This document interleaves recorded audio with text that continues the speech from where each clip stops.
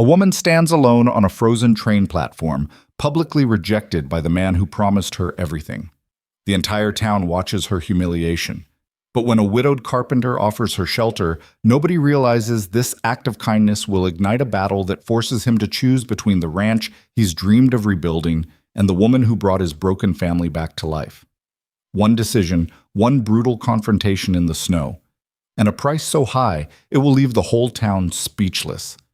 This is a story about dignity, second chances, and what happens when wounded people refuse to stay broken. Hit that like button and drop a comment with your city so I can see how far this story travels. The train's brakes screamed against frozen metal, sending a shower of sparks into the gray December air. Clara Whitmore pressed her forehead against the window, watching the town materialize through the steam.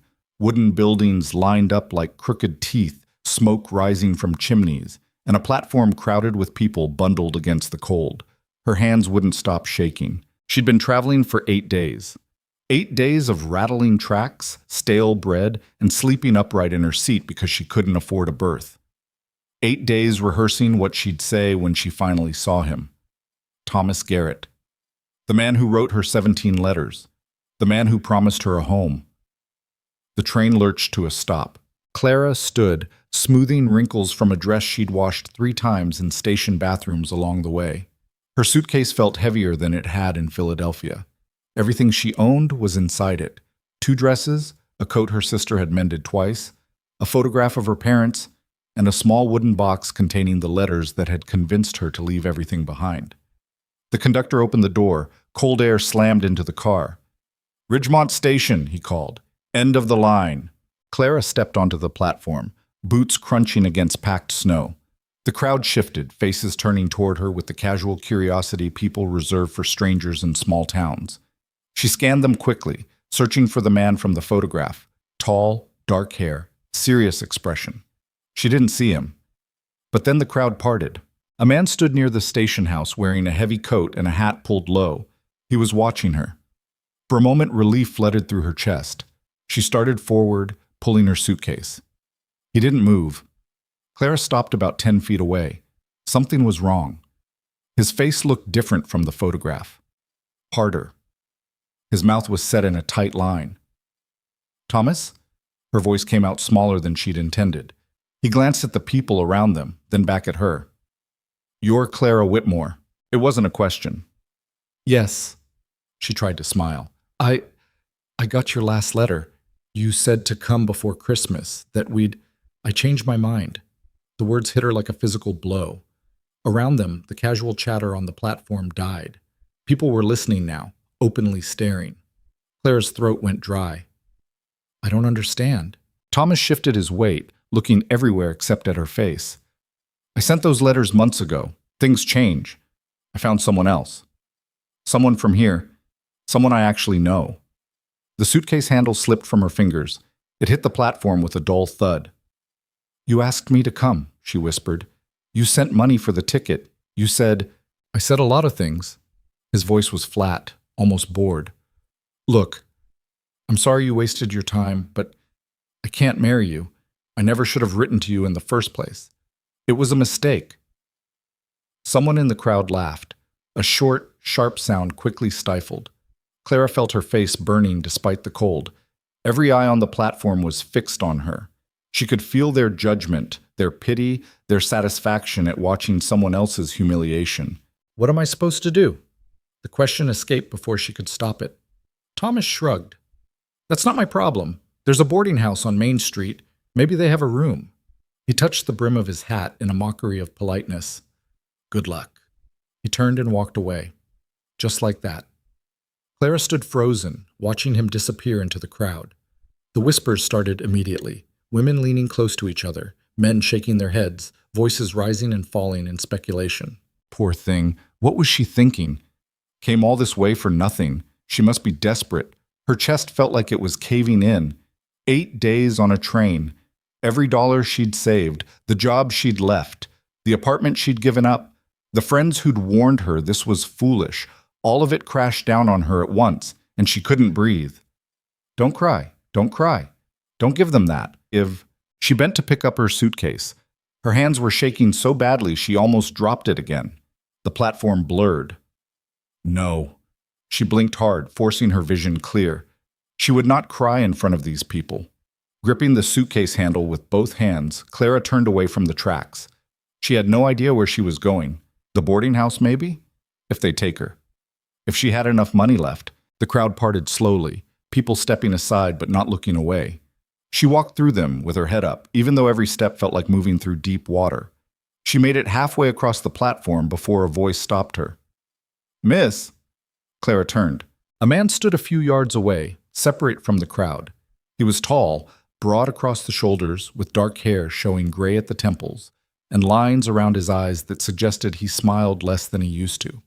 Work clothes, a heavy canvas coat, worn boots, calloused hands. He looked at her with an expression she couldn't quite read. "You need somewhere to go?" he asked. The question was so unexpected that Clara couldn't answer immediately. Around them, the whispers intensified. The man's jaw tightened, but he didn't look at the crowd. "I have a room," he said. "It's clean, and I can offer you meals until you figure out what you're doing next." "I don't—" Clara's voice cracked. She cleared her throat. "I don't have much money." "Didn't ask for money." Someone in the crowd muttered something. The man's shoulders stiffened, but he kept his attention on Clara. "My name's Rowan Hale," he said. "I'm a carpenter. I live about a quarter-mile from here with my 2 children. The room was my wife's sewing room. It's been empty for 2 years. You're welcome to it." Clara stared at him. Nothing about this made sense. Strangers didn't offer help, especially not to women who'd just been publicly humiliated. "Why would you do that?" she asked. Rowan's expression didn't change.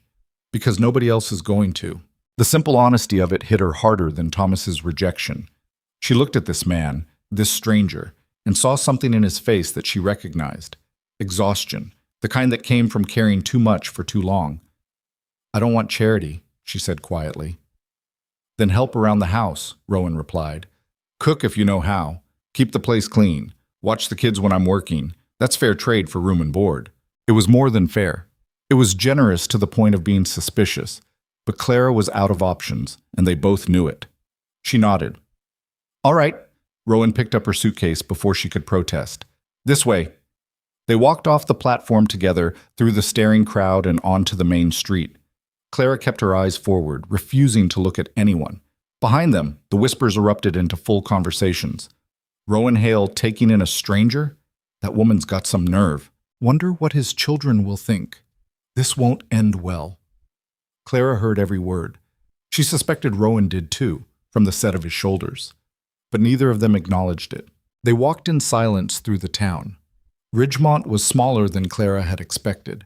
One main street with shops and businesses, a few side streets with houses, everything surrounded by dense pine forest and snow-covered hills.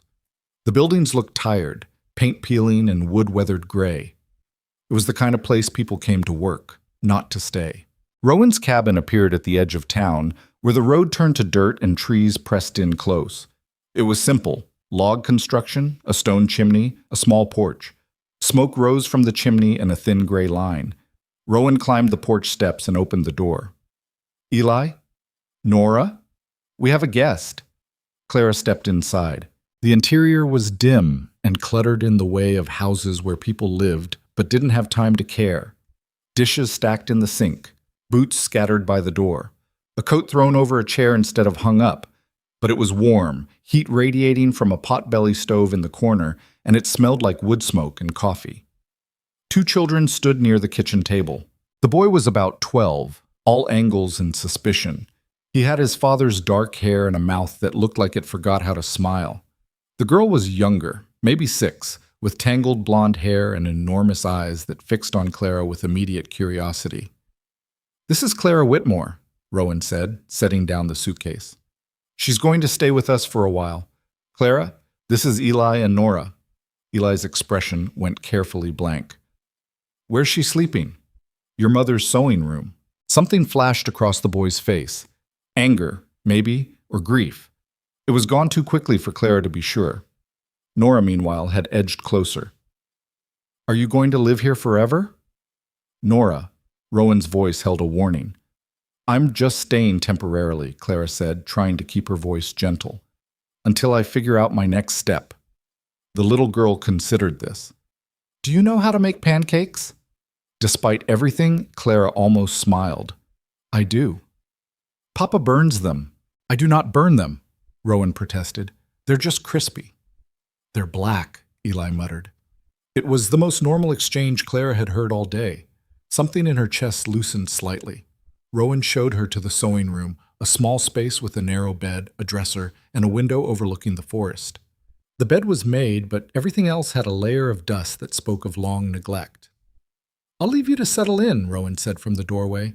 "Supper's in an hour. Nothing fancy." "Thank you." Clara turned to face him. "I mean it. You didn't have to do this." Rowan looked at her for a long moment. "We've all needed help at some point," he said finally. "The difference is whether anyone offers it." He left, closing the door behind him. Clara sat on the bed and stared at her suitcase. The weight of the day crashed down all at once. 8 days on a train. Public humiliation. Now she was in a stranger's house, in a town where she knew no one, dependent on the charity of a widowed carpenter with 2 children who looked at her like she was a puzzle they didn't want to solve. This wasn't the future she'd imagined, but it was the one she had. She opened her suitcase and started unpacking. Supper was quiet. Rowan served something that might have been stew once, but had been sitting on the stove too long. The vegetables were mushy, the meat tough, but Clara ate every bite without complaint. Eli picked at his food and said nothing. Nora chattered about a squirrel she'd seen outside until her father gently told her to eat. Clara washed the dishes afterward without being asked. The kitchen was a disaster. Crusty pots, a floor that needed sweeping, counters sticky with spilled things. She cleaned what she could while Rowan put the children to bed. When he came back downstairs, she was wiping down the table. "You don't have to do that tonight," he said. "I don't mind." Clara wrung out the rag. "You've given me a place to stay. This is the least I can do."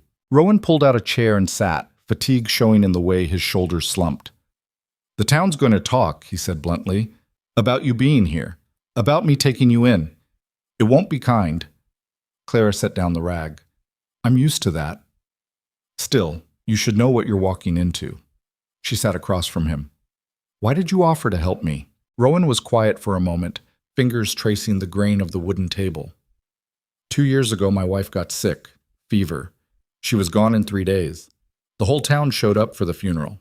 They brought food, offered prayers, said all the right things." He paused. "Then they left," he continued, "and I had 2 kids who stopped talking, a business barely keeping itself together, and no idea how to do any of it. People would ask how I was doing. I'd say fine, because that's what you say. But I wasn't fine. And nobody pushed past that word to actually help." Clara understood. She'd lived that version of loneliness herself.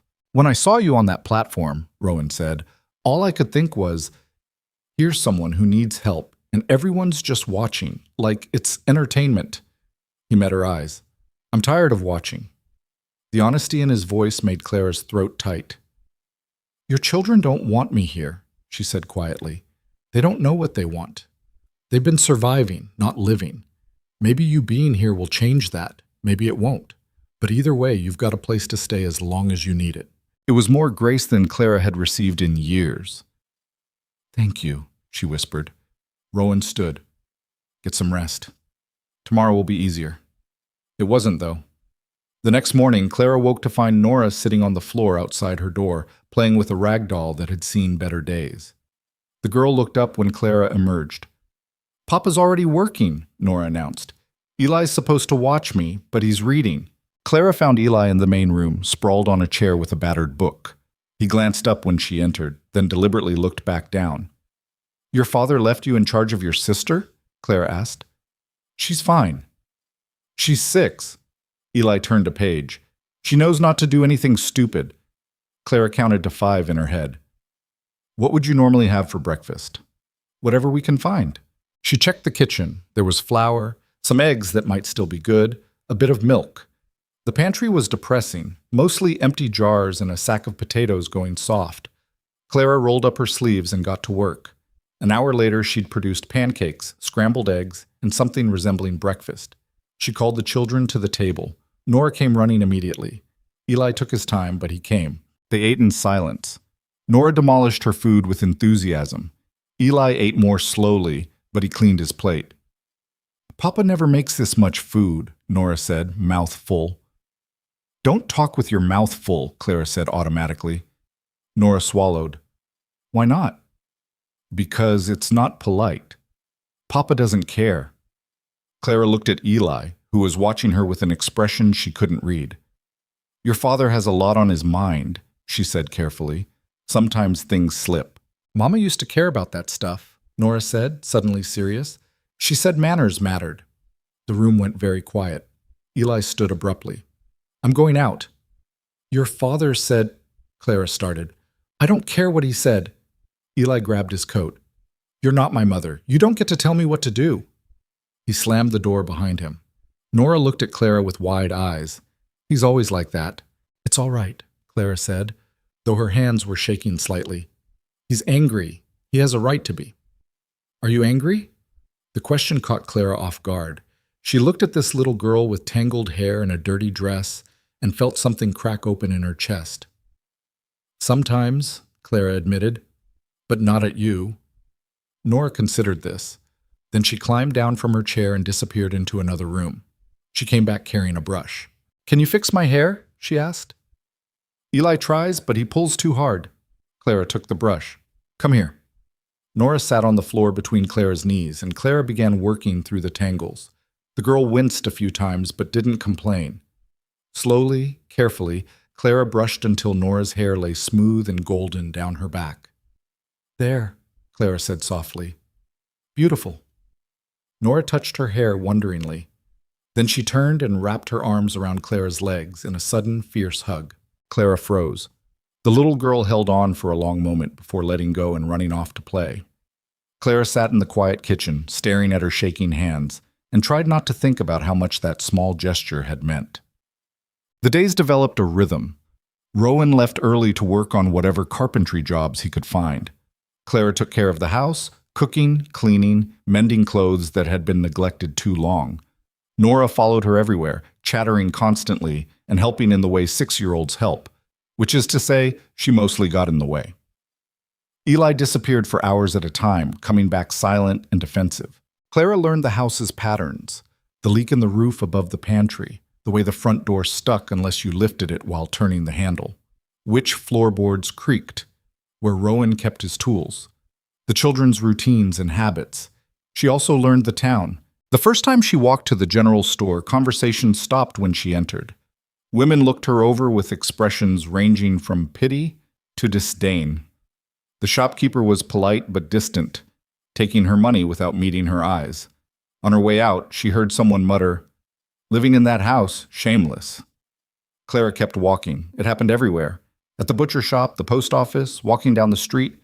People stared, they whispered, they made their judgments clear. Clara endured it because she had no choice. But it wore on her. One afternoon, she returned to the cabin to find Nora crying on the porch steps.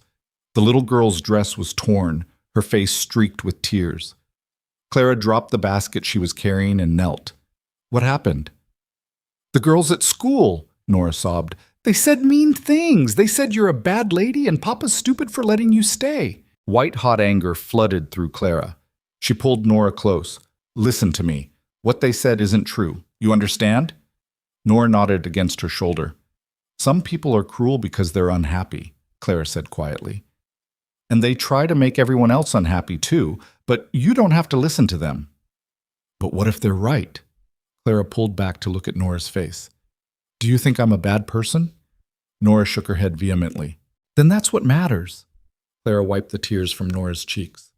Now let's fix this dress before your father sees it.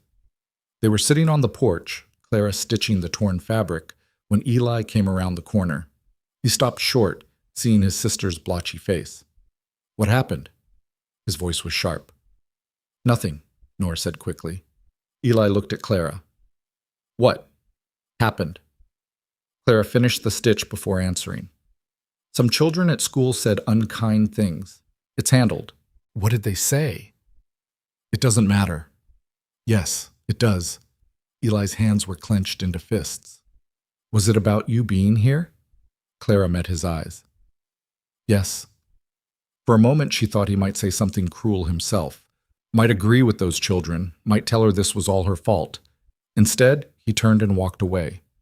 But not toward the woods, toward town. Clara's stomach dropped. Eli, wait! He didn't stop. She looked at Nora. Stay here. Then she ran after him.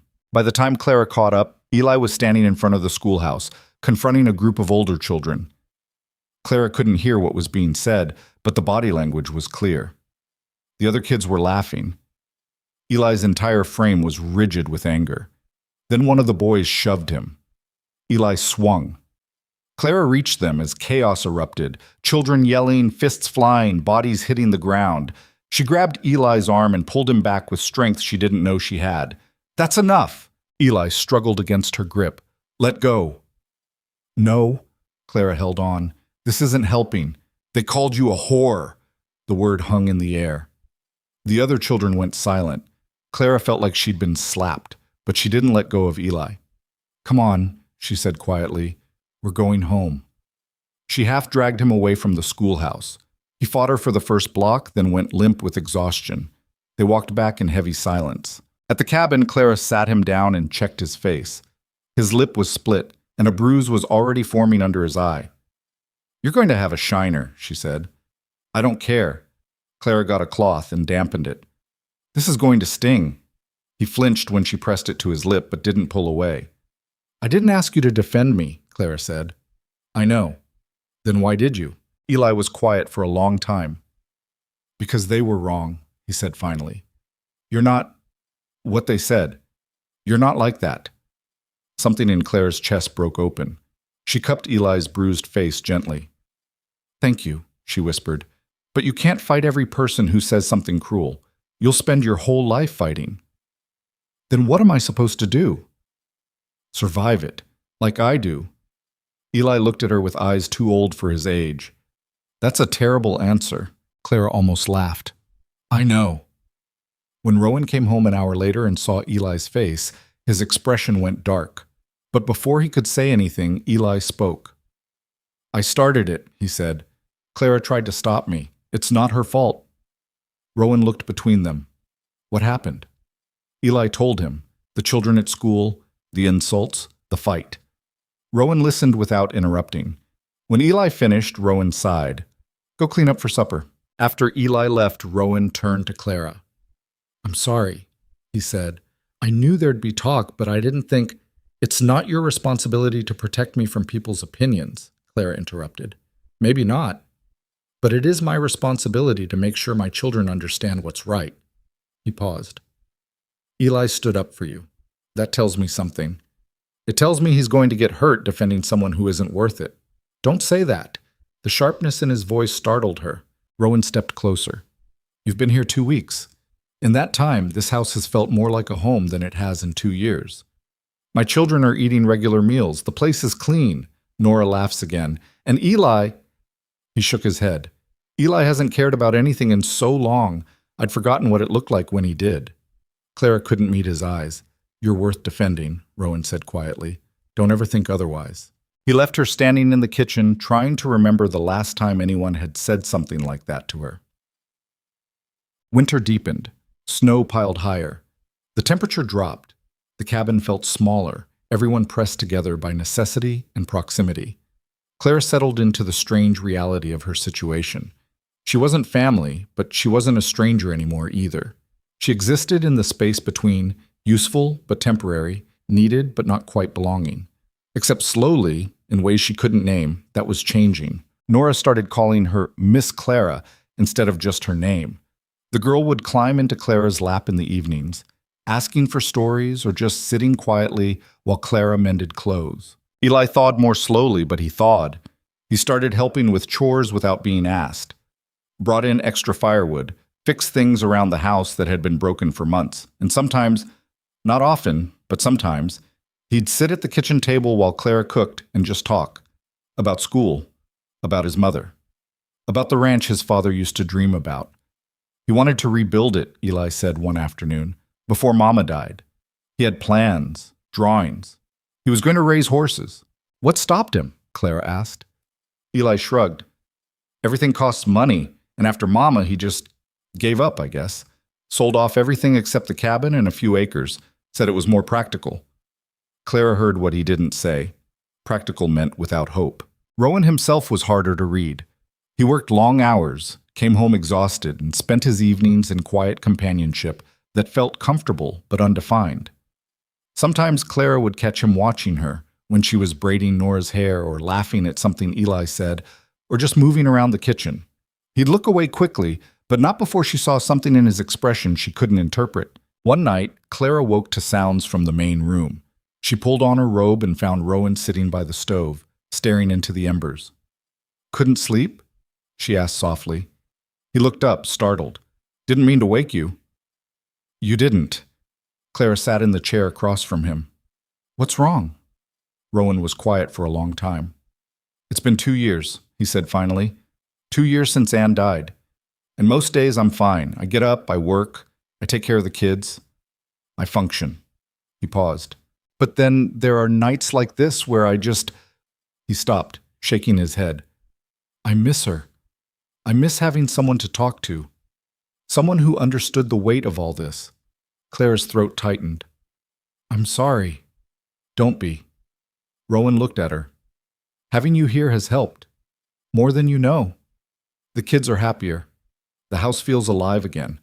But it also reminds me of everything we lost, everything I couldn't save." The rawness in his voice made Clara's chest ache. "You can't save everyone," she said quietly. "Sometimes you can barely save yourself." Rowan studied her face. "Is that what you're doing? Saving yourself?" Clara considered lying, but something about the late hour and the dim light made honesty feel necessary. "I don't know what I am doing," she admitted.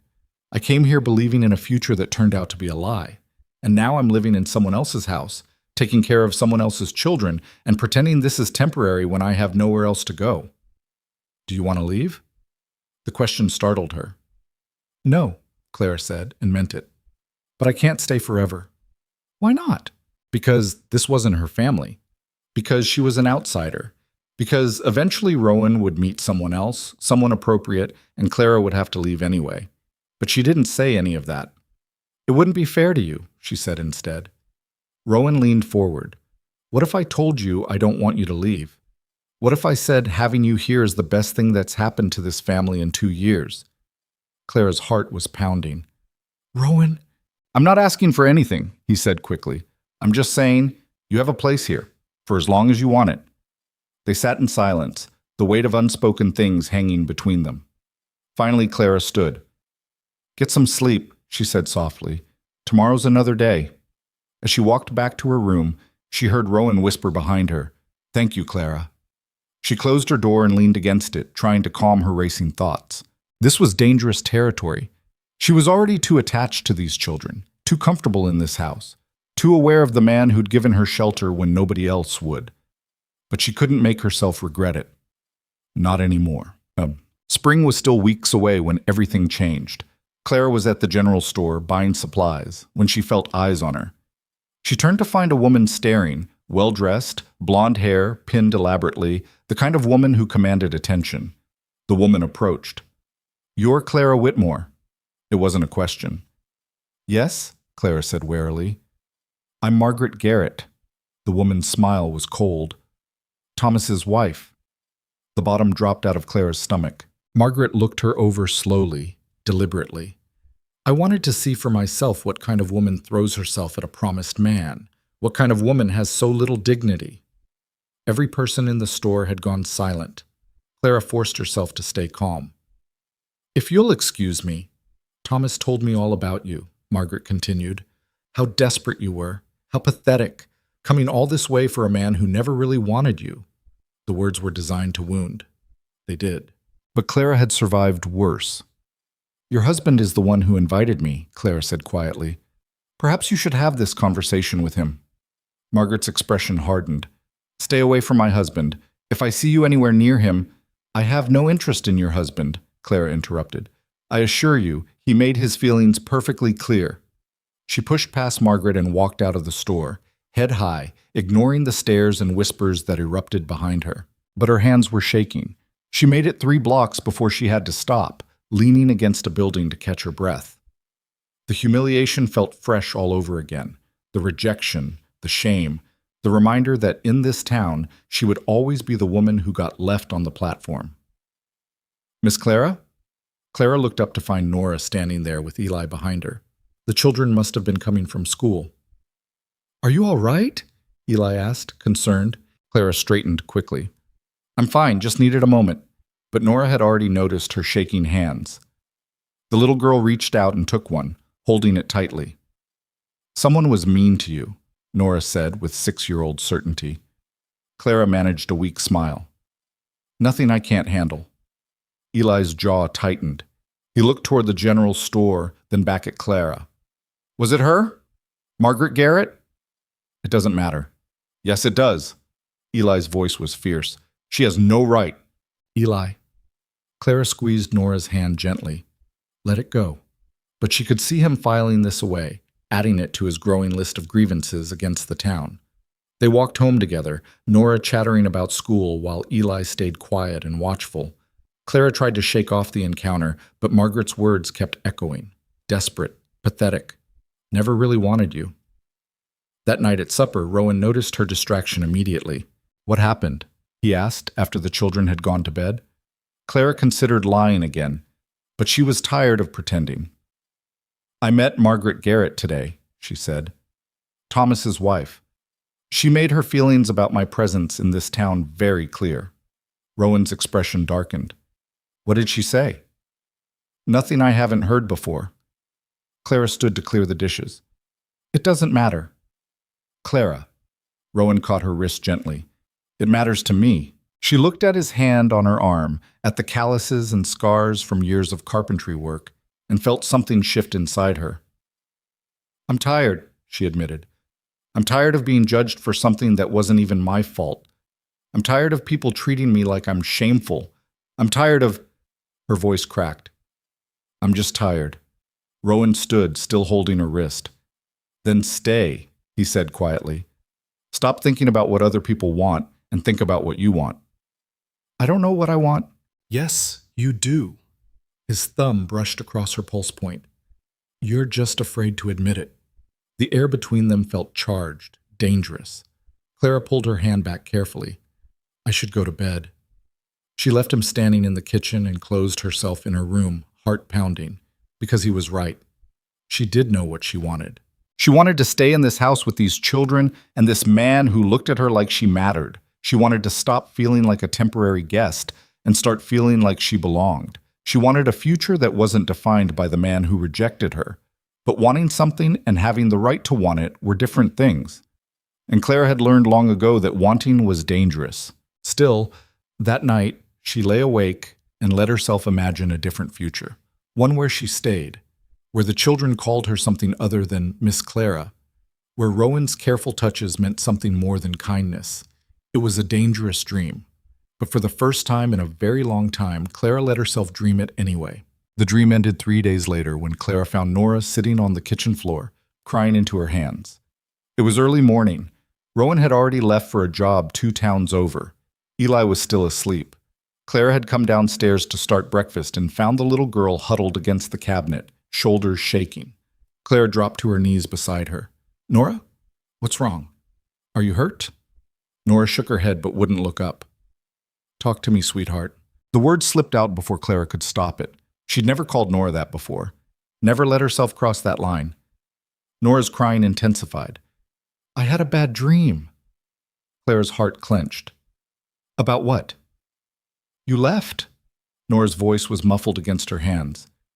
"You were gone, and Papa said you weren't coming back, and I woke up and I couldn't remember what you looked like." Clara pulled the girl into her arms, holding her tight. "I'm right here. I'm not going anywhere." "Promise?" The word hung between them, weighted with too much meaning. Clara wanted to promise, wanted to say she'd never leave, that this was home now, that Nora would never have to worry about losing someone else. But she couldn't make that promise, not honestly. "I'm here now," Clara said instead. "That's what matters." It wasn't enough. She could feel it in the way Nora clung to her, in the quiet desperation of a child who'd already lost one mother and knew how easily people disappeared. Eli appeared in the doorway, hair sticking up, eyes still heavy with sleep. He took in the scene, Nora crying, Clara holding her, and his expression shuddered. What happened? His voice was flat. Bad dream, Clara said quietly. Eli looked at his sister, then at Clara. Something flickered across his face. She gets those sometimes. About Mama. This one was about me. The admission made Eli go very still. He stared at Clara like he was trying to solve a problem that didn't have an answer. You should get ready for school, Clara said when the silence stretched too long. Both of you. I'll make breakfast. She cooked mechanically, her mind elsewhere. Nora sat at the table, unusually quiet. Eli moved around the kitchen with deliberate distance, not looking at either of them. They ate in silence. Afterward, when the children had left for school and the cabin was empty, Clara stood at the kitchen window and stared out at the forest. The trees were still bare, waiting for spring. Everything felt suspended, caught between what was and what might be. She was washing dishes when she heard boots on the porch. Too early for Rowan to be back. Clara dried her hands and opened the door. Thomas Garrett stood on her porch. Clara's stomach dropped. What are you doing here? He looked different than he had on the platform. Nervous. Guilty. I need to talk to you. We have nothing to talk about. Please. He glanced toward town. Just 5 minutes. Every instinct told her to slam the door in his face. But curiosity won. Talk. Thomas shifted his weight. Margaret's pregnant. She's been having complications. The doctor says she needs to rest, but she won't. She's obsessed with... He stopped. With you. That's not my problem. I know. I know it's not. Thomas ran a hand through his hair. But she won't let it go. She keeps talking about you, about how you're trying to ruin our marriage, how you're probably scheming to get me back. Clara laughed, a sharp, bitter sound. You think I want you back?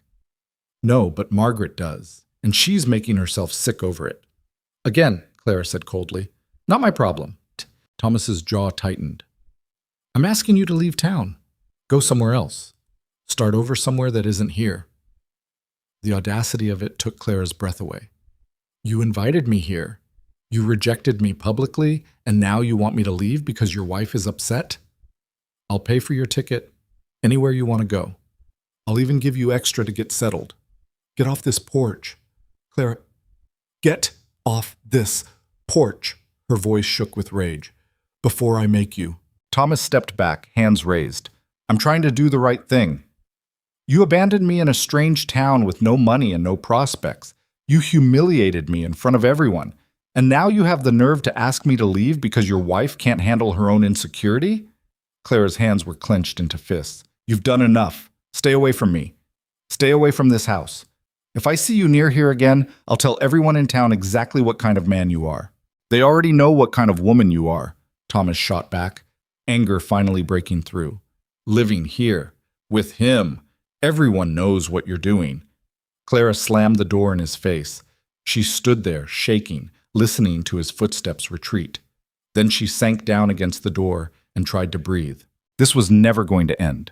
The judgment, the whispers, the assumption that she was something shameful. No matter what she did, no matter how carefully she lived, this town had already decided who she was. Clara was still sitting there when Rowan came home hours later.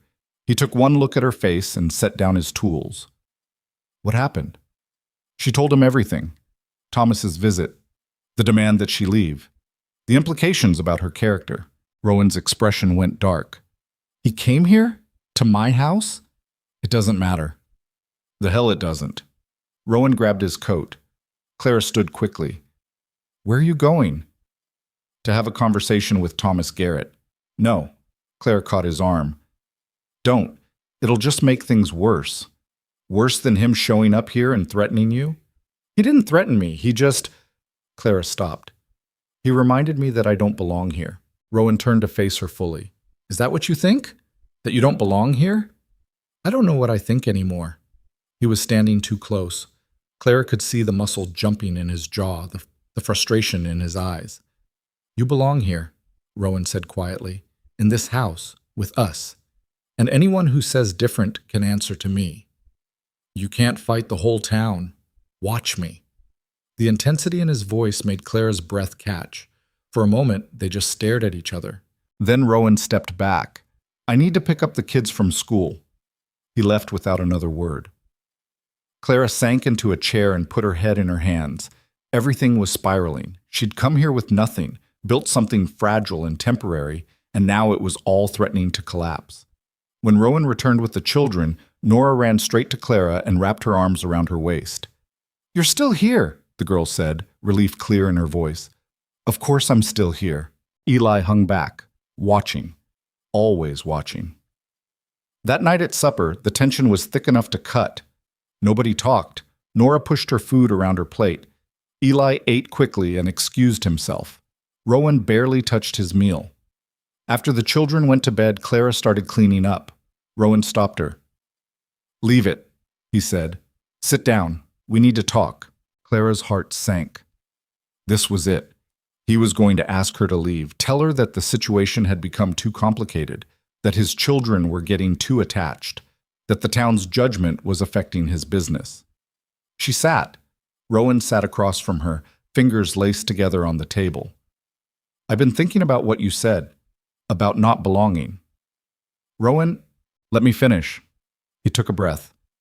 "When Anne died, I stopped thinking about the future. I just survived. Day to day, that's all I could manage. The kids needed me, so I got up. I worked. I came home. But I wasn't really living." Clara stayed quiet. "Then you showed up," Rowan continued. "And suddenly the house felt different. The kids were different. I was different. For the first time in 2 years, I could see past tomorrow." "Where's this going?"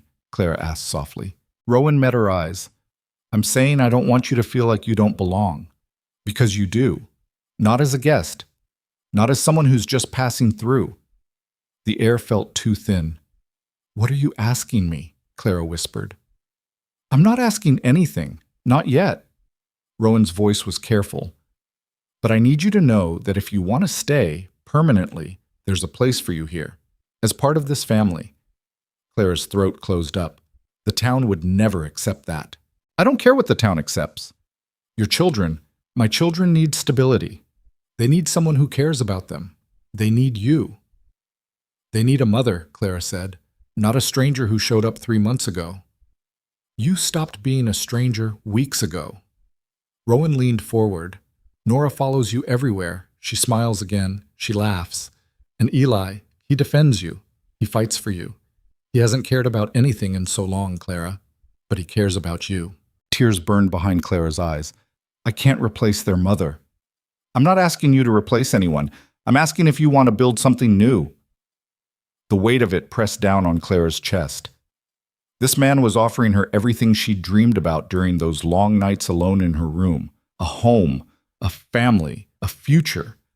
But she'd learned the hard way that dreams could turn into nightmares. "I need time to think," she said finally. Rowan nodded. "Take all the time you need." But time wasn't the problem. The problem was that Clara already knew what she wanted. She was just terrified to reach for it. The next week passed in a strange limbo. Clara went through the motions, cooking, cleaning, caring for the children, but everything felt different now, weighted with possibility and fear. Nora seemed to sense the shift.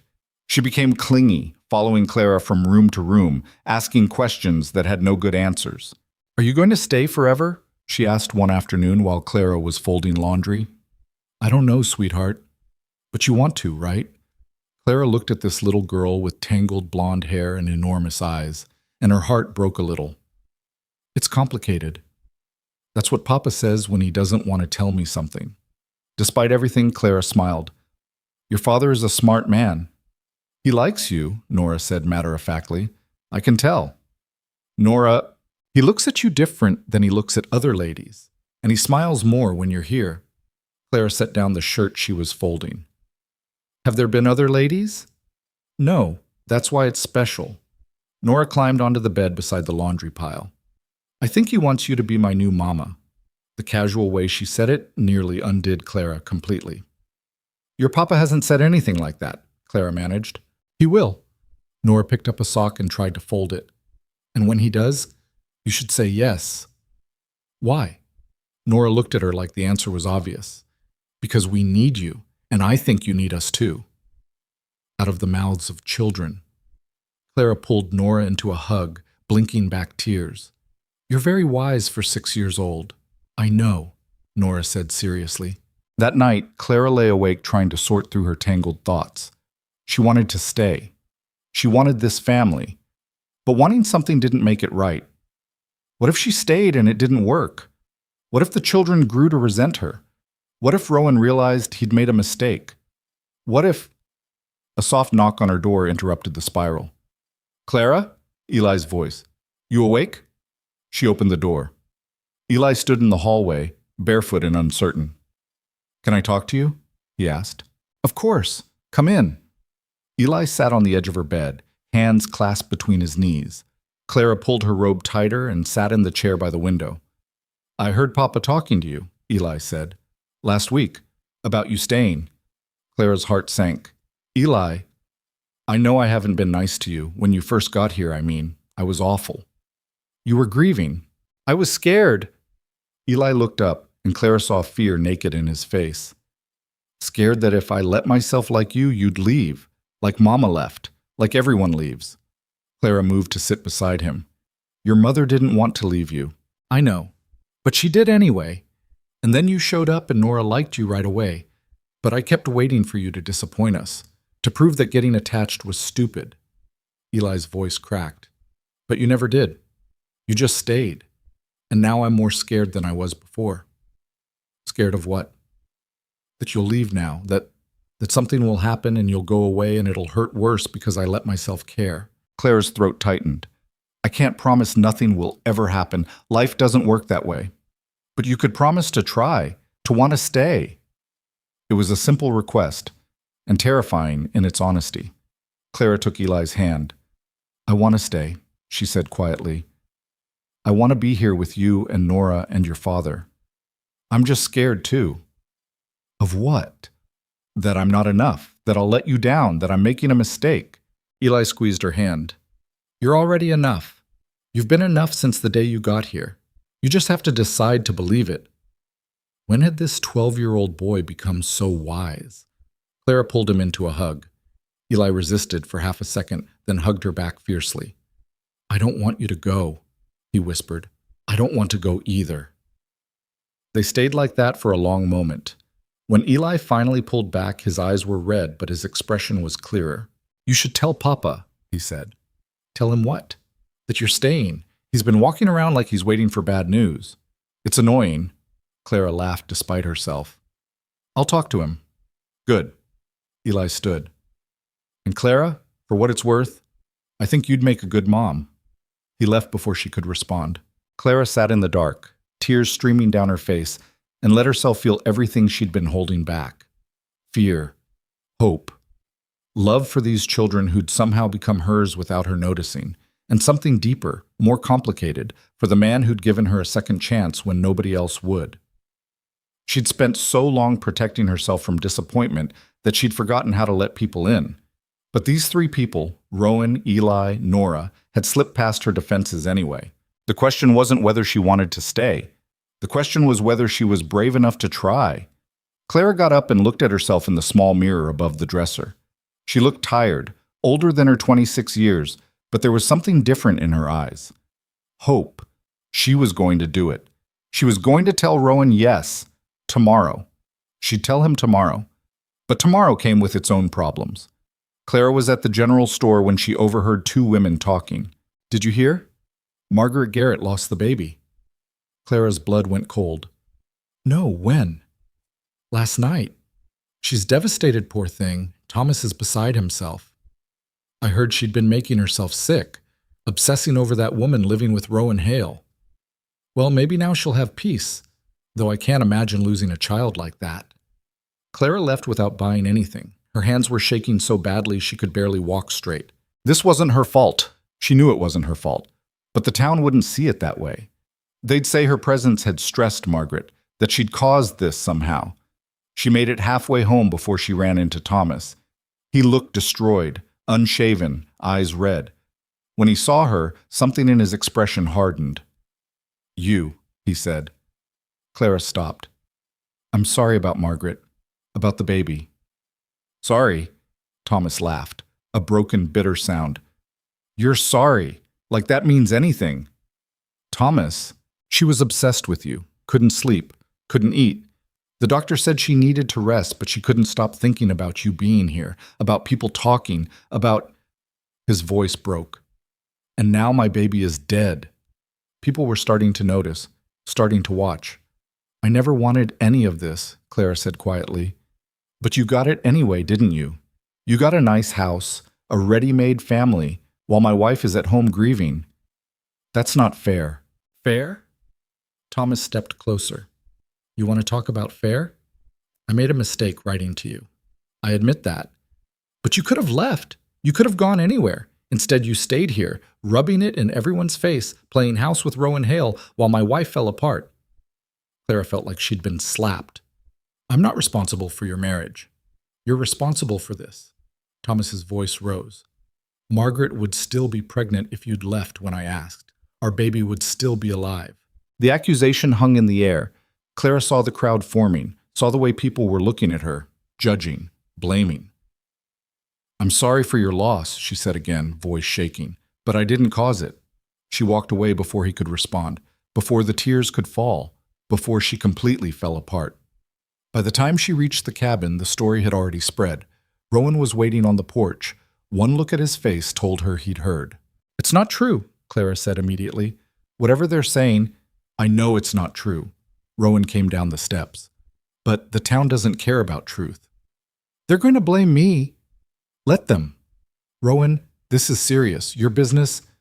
I don't care about my business. He gripped her shoulders. I care about you, and I care about my children. Everything else can go to hell. Clara shook her head. You can't mean that. I've never meant anything more. But even as he said it, Clara could see the worry in his eyes, because they both knew how this worked. Small towns had long memories and short tempers. This wouldn't blow over. That night, someone threw a rock through the cabin window. It happened after midnight. The crash of breaking glass woke everyone.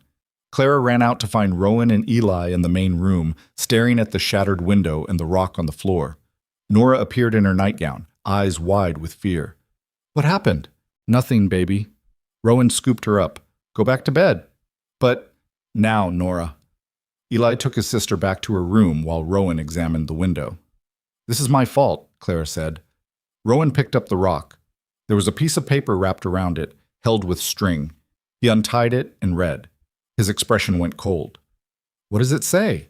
Clara asked. Rowan crumpled the paper. Nothing worth repeating. Show me. No. Rowan. He threw the paper in the fire before she could grab it. They both watched it burn. They want me gone, Clara said quietly. They don't get a vote. Someone just threw a rock through your window. What happens when it escalates? Rowan looked at her. Are you saying you want to leave? Did she?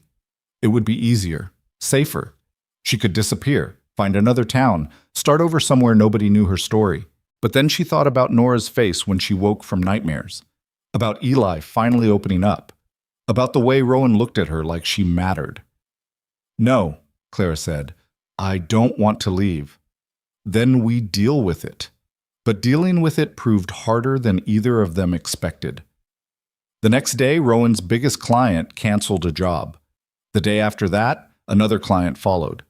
The store started refusing to extend credit. People crossed the street to avoid them. Eli came home with a black eye. Nora stopped eating, and Clara watched the family she loved suffer because of her. 1 week after the rock through the window, Clara made a decision. She waited until the children were asleep and Rowan was working in his shop. Then she packed her suitcase. She'd made it to the front door when Eli's voice stopped her. You're leaving. Clara turned. Eli stood at the bottom of the stairs, face pale. It's better this way, Clara said. Better for who? For everyone. Your father's losing his business. You're getting in fights. Nora won't eat. This is killing all of you. Eli's hands clenched into fists. You promised you wanted to stay. I do. But wanting something and having the right to it are different things. That's a coward's answer. The word stung because it was true. Maybe it is, Clara said. But I'm trying to protect you. We don't need protection. We need you. Eli's voice cracked. Don't you get that? We've already lost one mother. If you leave now... He couldn't finish. Clara dropped the suitcase and pulled him into a hug. Eli fought it for a second, then collapsed against her, shaking. "I'm scared," he whispered. "Me too." "Then why are you running?" Because running was easier than fighting. Because Clara had spent her whole life learning to survive by knowing when to leave. Because staying meant risking everything, and she'd never been brave enough for that. But looking at this boy, this brave, wounded boy who'd somehow become hers, Clara realized something. She was tired of running. "I'm not leaving," she said. Eli pulled back. "Promise?" "I promise." The relief on his face nearly broke her. They stood there in the dark hallway, Clara holding this child who'd lost too much already, and she felt something shift inside her. She'd spent months being afraid of hoping, afraid of wanting, afraid of reaching for something that might disappear.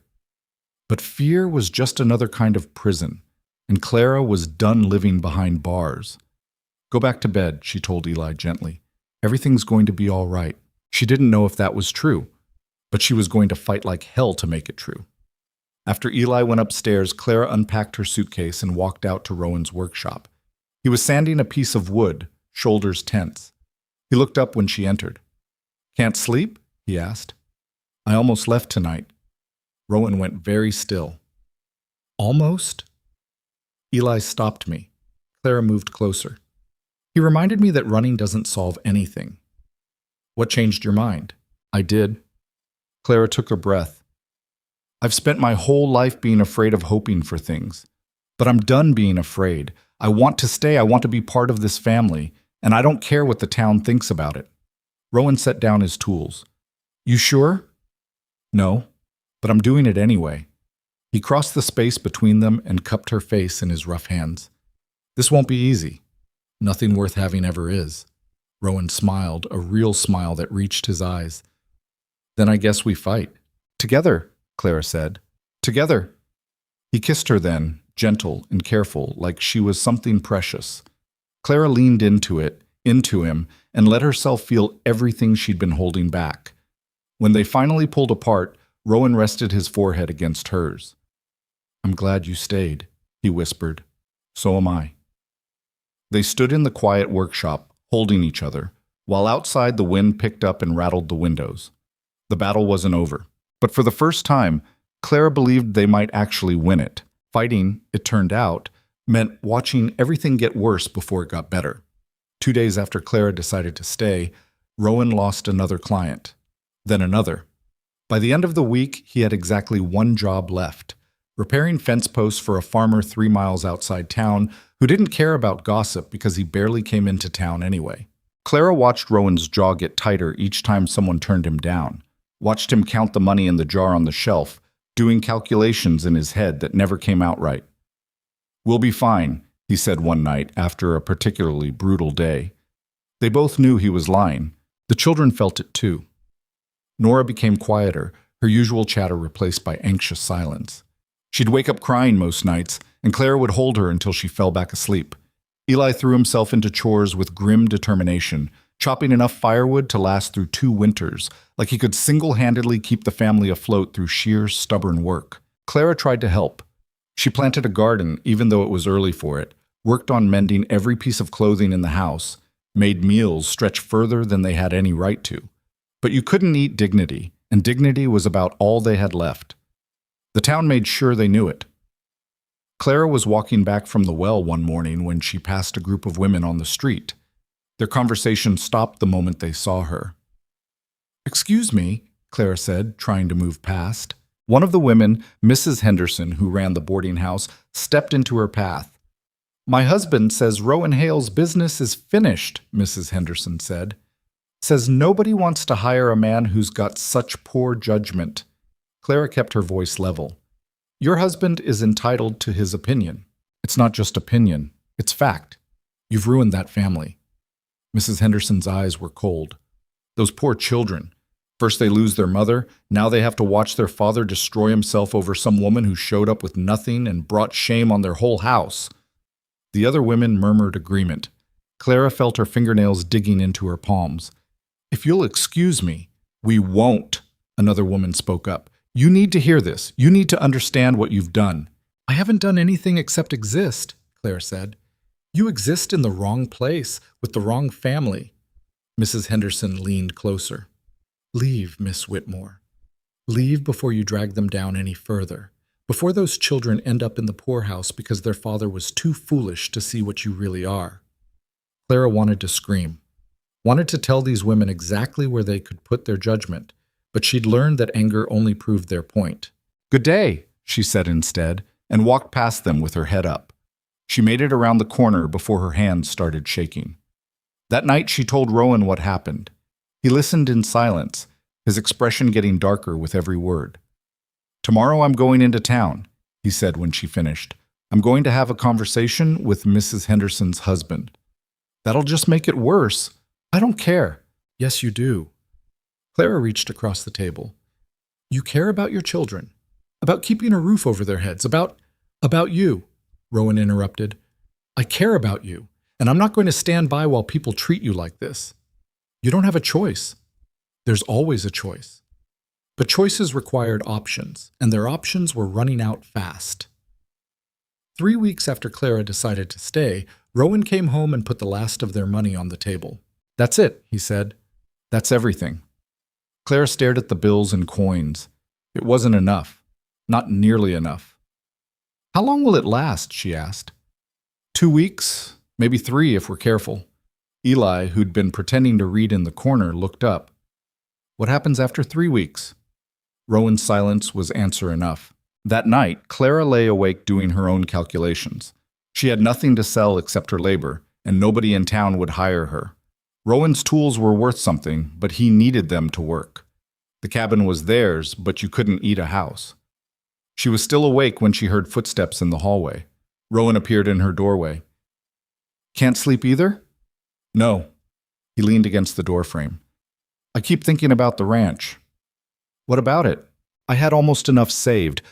Before, he gestured vaguely, before everything. I was maybe 6 months away from being able to buy land, start building. It was going to be something real, something to leave the kids. Clara sat up. You can still do that. With what money? Rowan laughed bitterly. I can barely feed my family right now. Things will turn around. When? When the town decides to forgive me for taking you in? That's never going to happen, Clara. They've made up their minds. The defeat in his voice scared her more than anything else had. I should leave, Clara said quietly. Don't. Rowan moved into the room. Don't say that. Your children need to eat. You need work. And I'm the reason. You're not the reason. They are. The town. They're small-minded, cruel. He stopped, running a hand through his hair. I knew what I was doing when I offered you that room. I knew there'd be consequences. And I'd make the same choice again. Even if it costs you everything? Rowan sat on the edge of her bed. You're not costing me everything. You're the only good thing that's happened to this family in 2 years. Clara wanted to believe him, but wanting didn't change reality. The children are suffering, she said. The children are learning that sometimes doing the right thing is hard. That's not a bad lesson. It is when they're going hungry. Rowan flinched. We're not there yet. But we will be. And what then? He didn't have an answer. They sat in the dark, both thinking about futures that seemed to be slipping away faster than they could hold on. There has to be something we can do, Clara said finally. Like what? She didn't know, but giving up felt like dying, and she wasn't ready for that yet. The answer came from an unexpected source 2 days later. Clara was in the garden trying to coax the early plants to grow faster through sheer force of will when a buggy pulled up to the cabin. She stood, brushing dirt from her hands, and watched an older man climb down. He was well-dressed, expensive coat, polished boots, the kind of man who had money and wanted everyone to know it. Can I help you? Clara asked. I'm looking for Rowan Hale. He's in town. Can I take a message? The man looked her over with sharp eyes. You're Clara Whitmore. It wasn't a question. Clara's guard went up immediately. Yes. I'm Samuel Pierce. I own the lumber mill about 20 miles north. He pulled off his gloves. I've heard about your situation. Everyone's heard about our situation. Pierce smiled slightly. True. But I'm not here to judge. I'm here to make an offer. Clara crossed her arms. What kind of offer? I need a foreman for my mill. Someone who knows wood, knows construction, can manage men. Rowan Hale's got that reputation. Had it anyway, before... Pierce gestured vaguely. Recent events. You want to hire Rowan? I want to hire someone competent. Don't care about his personal life. Don't care who he's got living in his house. Pierce's eyes were steady. I care about whether he can do the job. It sounded too good to be true, which meant it probably was. What's the catch? Clara asked. No catch. Job pays well. Includes a house on the mill property. Good school nearby for the kids. Pierce put his gloves back on. Only issue is it's 20 miles from here. He'd have to move. Clara's heart sank. Move away from Ridgemont? That a problem? It should have been the solution to everything. A job. A house. Distance from the town that hated them. But moving meant leaving, and leaving meant letting the town win. I'll tell him about your offer, Clara said carefully. You do that. I'll be at the hotel in town until tomorrow morning. Pierce tipped his hat. Think about it, both of you. He climbed back into his buggy and drove away. Clara stood in the garden, mind racing. This was the answer. This was the way out. Good job, fresh start, somewhere nobody knew their story. Rowan could provide for his children. They could stop worrying about money. The kids could go to school without being tormented. All they had to do was run. When Rowan came home that evening, Clara told him about Pierce's visit. Rowan listened without interrupting. When she finished, he was quiet for a long time. 20 miles, he said finally. Yes. New town. New start. Yes. Rowan looked around the cabin, at the walls he'd built, the floor he'd laid, the windows he'd installed. Anne and I built this house together, planned our future here. Clara's throat tightened. I know, but Anne's gone, and the future we planned died with her. He met Clara's eyes. Maybe it's time to stop holding on to ghosts. Is that what you want? To leave? I want my children to be safe, to have enough to eat, to go to school without getting beaten up for defending you. Rowan's voice was rough. If leaving accomplishes that, then yes, that's what I want. What about the ranch? Your dream? Dreams change. He reached for her hand. Mine did the day you stepped off that train. Clara's vision blurred. We'd be running away. We'd be choosing our battles. There's a difference. Was there? Clara wasn't sure anymore. That night at supper, Rowan told the children about the job offer. Nora's face crumpled. But this is our home. I know, baby. I don't want to leave. All my memories of Mama are here. Rowan pulled her into his lap. You'll always have those memories, no matter where we live. Eli said nothing. He just stared at his plate, jaw clenched. Eli, Clara prompted gently. Fine, he bit out. We'll run away like cowards. Eli, Rowan started. No. Eli stood abruptly. You told me to stand up for what's right. You told me not to back down from bullies. And now you want to leave because some people are mean to us? It's more complicated than that. It's not. It's exactly that simple. Eli's voice shook. We're letting them win. Sometimes losing a battle means you can win the war, Rowan said. That's something adults say when they're giving up. Eli left the table and slammed his bedroom door. Nora started crying. Rowan held her while Clara sat frozen, feeling like everything was falling apart. Later, after Nora had cried herself to sleep, and Rowan was trying to talk to Eli through his locked door, Clara found herself standing on the porch, staring out at the dark forest. They were doing the right thing. Moving was practical, smart, the only real option they had. So why did it feel like surrender? He won't talk to me, Rowan said from behind her. Clara turned. Rowan looked exhausted, older than his 32 years. He's angry, Clara said. He's right. Rowan sank into the chair on the porch. We are running away. We're protecting your family. By teaching my children that when things get hard, you leave? Rowan shook his head. What kind of lesson is that? Clara sat beside him. A realistic one. Sometimes leaving is the only choice. Is that what you really believe? She thought about Philadelphia, about the job she'd left, the life she'd abandoned, the future she'd gambled on letters from a stranger. She'd left because she thought something better waited for her. But she'd also left because staying meant facing her failures. I don't know what I believe anymore, Clara admitted. They sat in silence, both lost in their own thoughts. The next morning, Rowan went into town to talk to Samuel Pierce. Clara stayed at the cabin with the children. Nora was withdrawn, playing quietly with her doll. Eli hadn't come out of his room. Clara knocked on his door. "Can I come in?" Silence. "Eli, please." More silence. Clara tried the handle. Unlocked. She opened the door. Eli was sitting on his bed, staring out the window. His eyes were red. "I'm not moving," he said without looking at her. Clara sat on the edge of his bed. "Your father thinks it's best." "I don't care what he thinks." "Eli, You don't get it." He finally looked at her. "This is our home. Mama's buried in the cemetery here. Her things are in this house. If we leave, it's like we're leaving her behind." Clara's heart broke. "You could never leave her behind.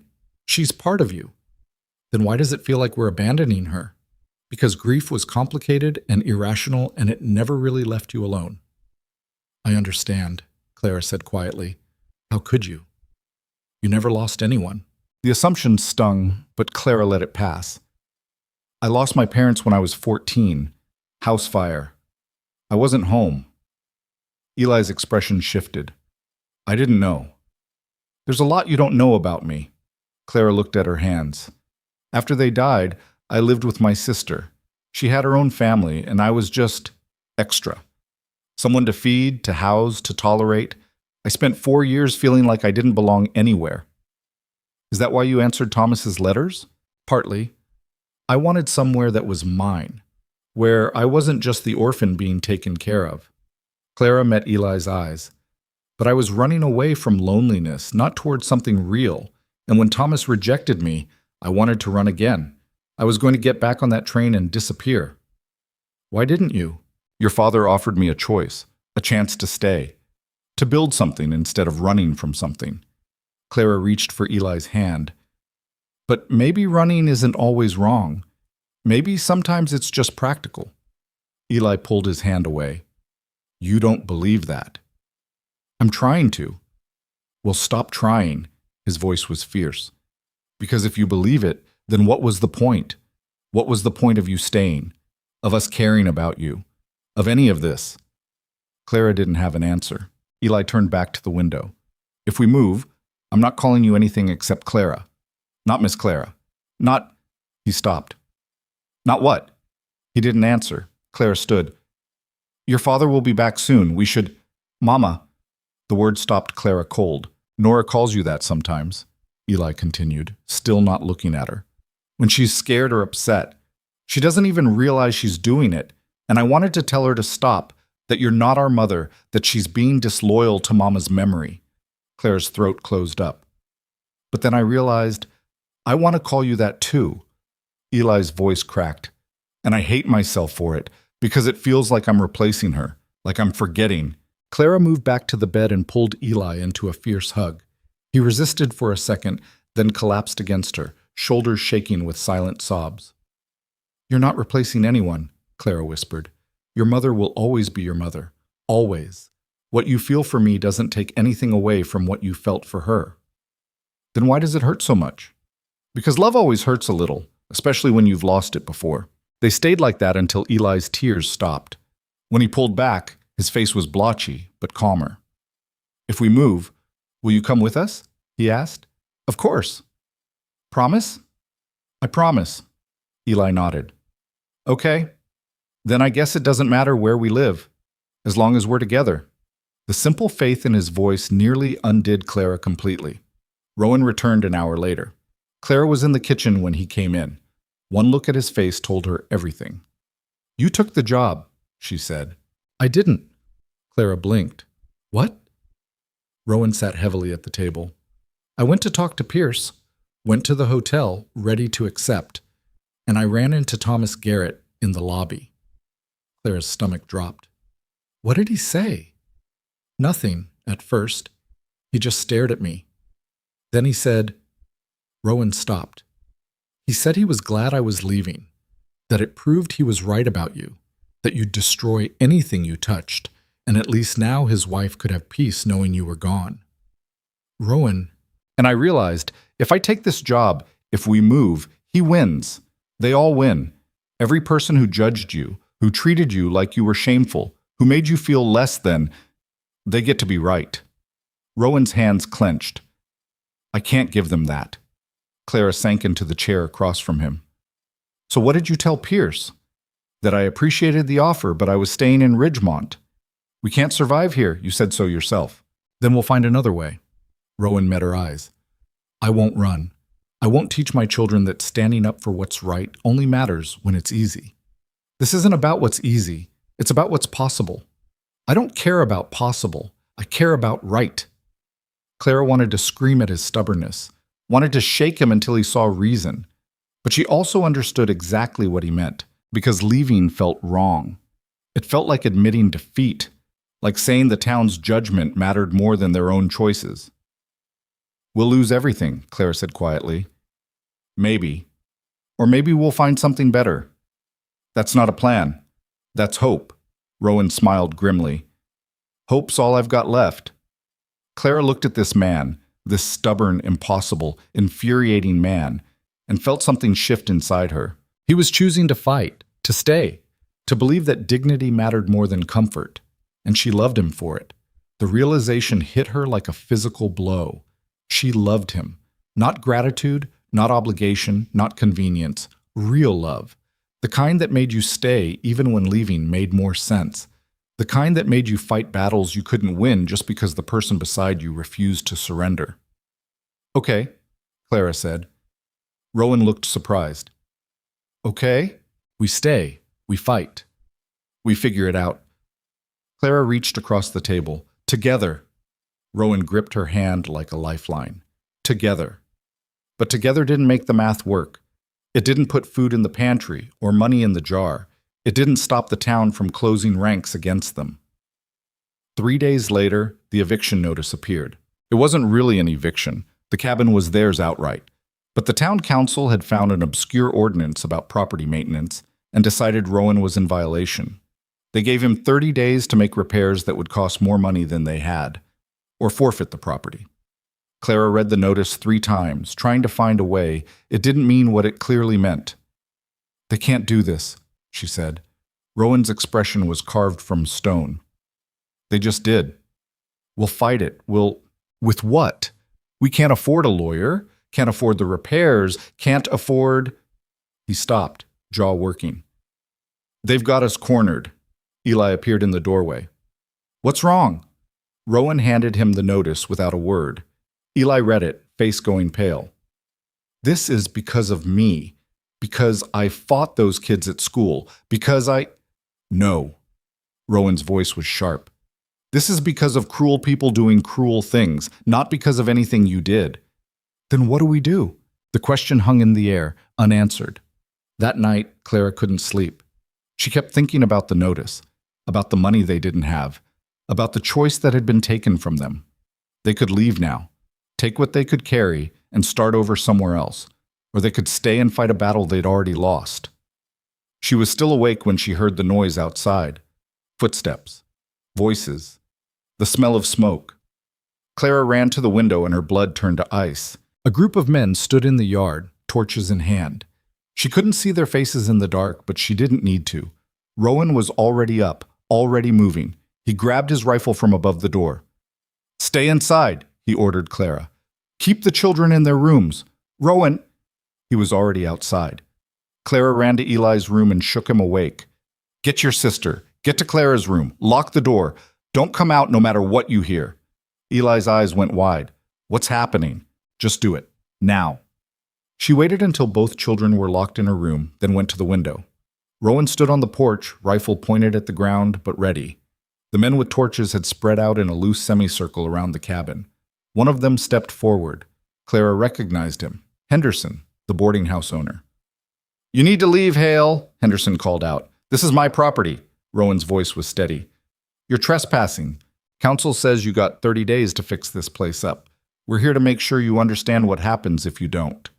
I understand perfectly. Now get off my land. Henderson gestured to the men with him. We're not here to hurt anyone, just to deliver a message. Message received. Leave.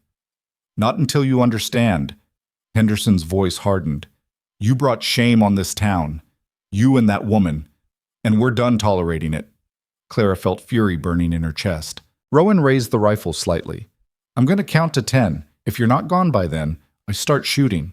You wouldn't. 1. The men shifted nervously. 2. Hale, be reasonable. 3. You shoot one of us, the law will. 4. 5. The men were backing up now, torches wavering.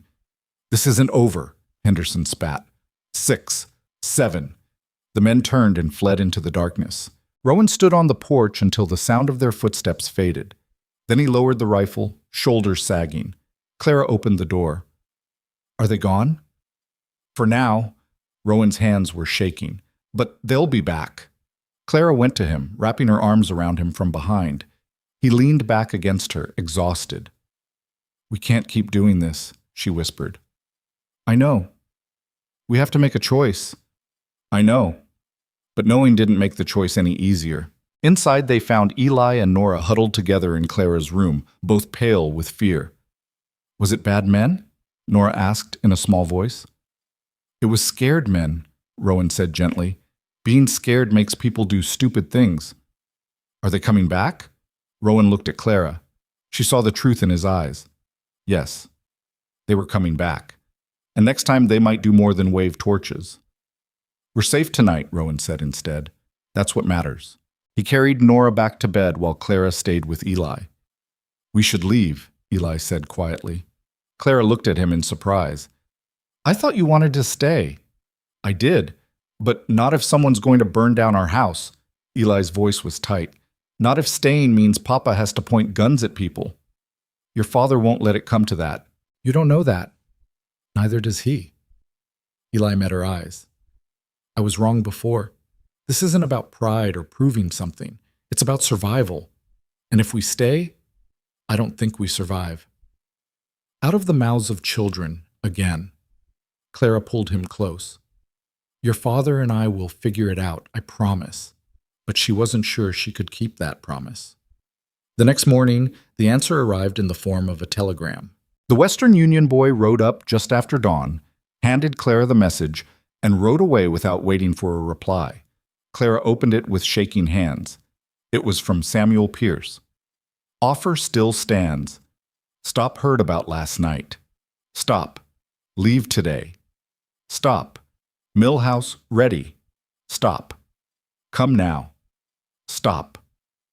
Clara stood on the porch, telegram clutched in her hand, and felt the weight of the decision pressing down. She could show this to Rowan, could convince him that leaving now wasn't surrender, it was survival.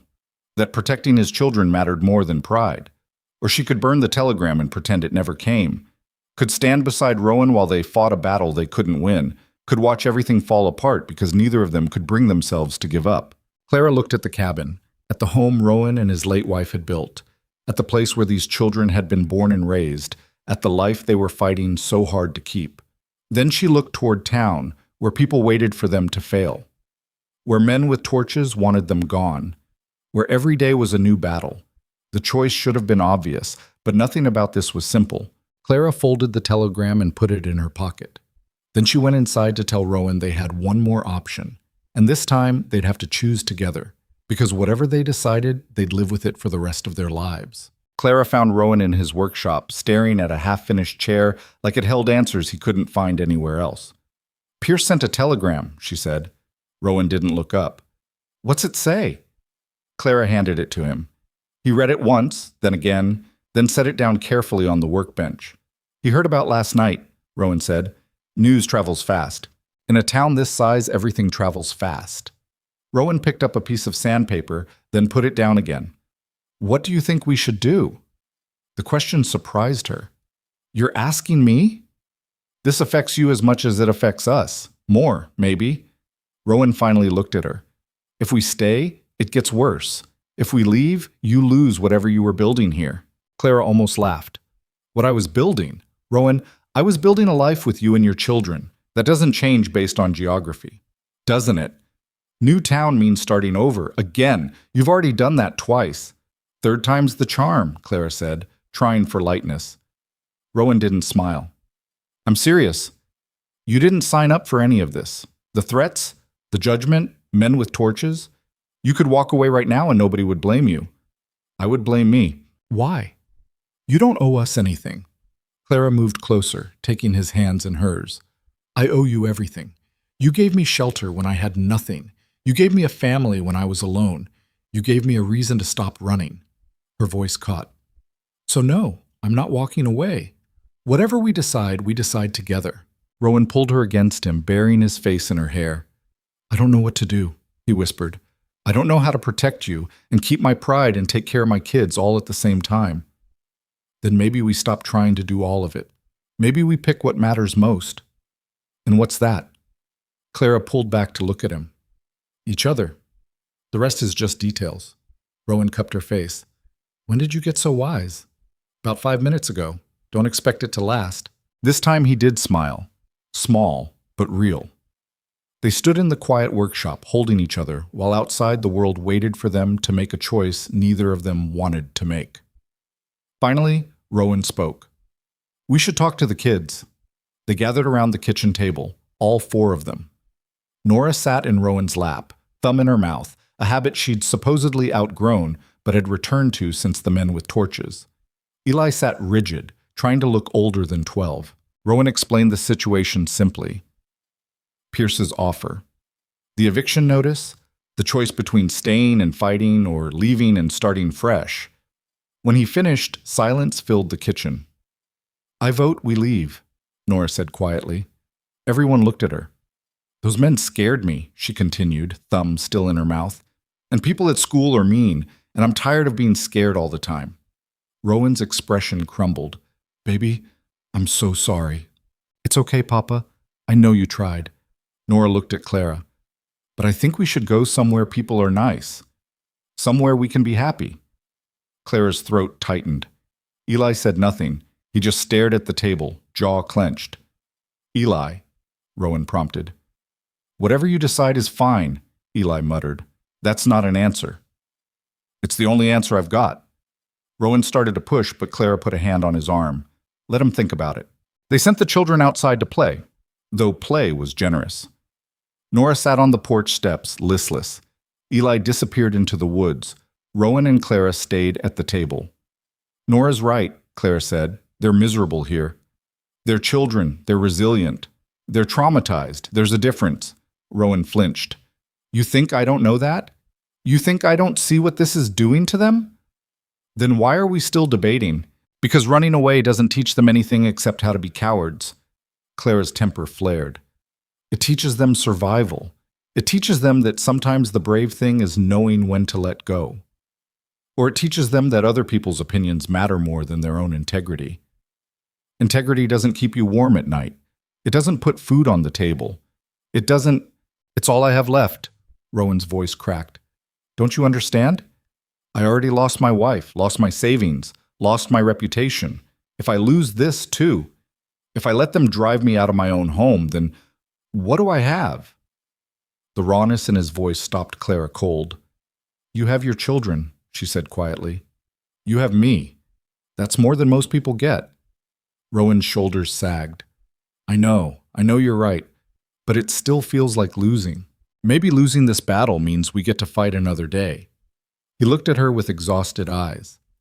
When did you become the optimist? About 6 minutes ago. Still don't expect it to last. Rowan almost smiled. Almost. They decided to sleep on it. Give themselves one more night to think before committing to either choice. But the choice was made for them an hour later when Eli came running back from the woods. Papa! He was out of breath, face pale. You need to come, now. They followed him into the trees, Nora trailing behind. About a quarter mile from the cabin, Eli stopped and pointed. Someone had been there. Recently. The evidence was everywhere, broken branches, boot prints in the soft earth, cigarette butts still warm, and carved into the bark of a large pine tree, crude but clear. Get out. Rowan's expression went cold. They're watching us. They're trying to scare us, Clara corrected. Well, it's working. Eli's voice shook. Papa, they were this close to the house. What if they come at night? What if they won't? But Rowan didn't sound convinced. Clara looked at the carved words, at the cigarette butts, at the boot prints leading back toward town. These weren't just idle threats anymore. Someone was actively planning something. We need to leave, she said. Today. Now. Rowan started to argue, then looked at his children's faces and stopped. All right, he said quietly. We leave. The decision, once made, moved fast. They had 2 hours before the last train to Pierce's mill town. 2 hours to pack a life into bags and boxes. 2 hours to say goodbye to everything they'd known. Clara worked mechanically, folding clothes, wrapping dishes, trying not to think about what they were leaving behind. Nora cried quietly while packing her toys. Eli moved through the house like a ghost, touching walls and door frames like he was memorizing them. Rowan was in his workshop, loading tools into crates. Clara found him standing in front of the chair he'd been working on, the one he'd been staring at that morning. It's not finished, he said. You can finish it at the new place. It won't be the same. Clara didn't argue. Because he was right. Nothing would be the same. She helped him load the wagon. Tools, clothes, a few pieces of furniture they couldn't bear to leave. Everything else would stay. The house, the land, the dreams. They were nearly done when Clara realized she'd forgotten something. She ran back inside, up to her small room. In the drawer of the dresser was the wooden box containing Thomas's letters, the ones that had brought her here, that had promised a future that never materialized. Clara opened the box and looked at the letters. 17 of them. 17 lies wrapped in pretty words. She carried them to the kitchen stove and threw them in, one by one. The paper caught fire immediately, curling and blackening. Clara watched them burn, feeling something inside her burn with them. Anger, resentment, the last lingering shame of being rejected. All of it turned to ash. When the last letter was gone, Clara closed the stove door and walked away without looking back. They were loading the last box when a buggy appeared on the road. Rowan tensed, hand moving toward his rifle. But it wasn't a mob. It was Samuel Pierce. The lumber mill owner climbed down, looking at their packed wagon with satisfaction. Got my telegram, I see. We're taking the job, Rowan said curtly. Smart choice. Pierce glanced toward town. Heard there was trouble last night. News travels. It does, especially when it involves torches and threats. Pierce pulled out an envelope. Train leaves in 90 minutes. These are your tickets. And this, he handed Rowan a second envelope, is an advance on your salary. Should cover immediate expenses. Rowan opened it and went very still. This is too much. It's exactly enough. You've got a family to relocate, a house to settle into, children to get enrolled in school. Pierce's expression was firm. Take it. You've earned it just by surviving this place. Rowan looked like he might argue, then nodded. Thank you. Don't thank me. Just show up ready to work. Pierce tipped his hat to Clara. Ma'am, children, safe travels. He left as quickly as he'd arrived. Rowan stared at the money in his hands. More cash than they'd seen in months. Maybe more than they'd ever had at once. This changes things, he said quietly. Clara knew what he meant. With money, they had options. With options, they had hope. They finished loading in silence. Then Rowan went through the cabin one last time, checking windows, banking the stove, closing doors that wouldn't be opened again. When he came out, his face was carefully blank. Ready? Clara asked. No, but we're going anyway. They climbed into the wagon, Rowan and Clara on the bench, Eli and Nora in the back with the boxes. The horse started forward, pulling them down the dirt road toward town. None of them looked back. But as they passed through Ridgemont's main street, heading for the train station, people stopped to watch. Clara saw Mrs. Henderson outside the boarding house, arms crossed, satisfaction clear on her face. Saw the shopkeeper who'd refused them credit. Saw the mothers whose children had tormented Nora. She saw all of them and felt nothing but pity, because they were staying in this small, mean town with its small, mean people, and she was leaving. They were almost to the station when someone called out, "Hale, wait!" Rowan pulled the wagon to a stop. Thomas Garrett was running toward them, face flushed. Clara's stomach dropped. Thomas reached the wagon, breathing hard. "You're leaving." "That's right," Rowan said coldly. "Good. That's good." Thomas looked at Clara. "I wanted to say, I'm sorry for everything. The letters, the rejection, all of it. You didn't deserve that." Clara stared at him. "Why are you telling me this now?" "Because Margaret left me this morning. Took the train back to her mother's place. Thomas's laugh was bitter. Said I ruined her life, said I destroyed everything I touched, and she's right. I'm sorry about your marriage, Clara said carefully, but that has nothing to do with me. I know, I needed you to know it wasn't your fault, any of it. You were just… He stopped. You were just the person I blamed instead of blaming myself. The admission should have felt like vindication. Instead, Clara just felt tired. I hope you figure things out, she said. I really do, but we need to catch our train. Thomas stepped back. Right, of course, Good luck. With everything. Rowan snapped the reins and the wagon moved forward. Clara didn't look back at Thomas. Didn't spare him another thought. He was the past, and she was done living there. At the station, they unloaded the wagon quickly. Rowan arranged for their goods to be shipped while Clara bought provisions for the journey. They had 20 minutes before the train departed. Eli stood on the platform, staring at the town he'd grown up in. You okay? Clara asked. I don't know. Ask me in a year. Fair enough. Nora was quiet, clinging to her doll. Clara knelt beside her. Scared? Clara asked. Nora nodded. Me too, but sometimes scared is okay. It means we're doing something brave. Is leaving brave? Sometimes the bravest thing is starting over. Nora considered this. Will the new place be better? I don't know, but we'll be together. That's what matters. Nora hugged her suddenly, fiercely. I'm glad you're coming with us.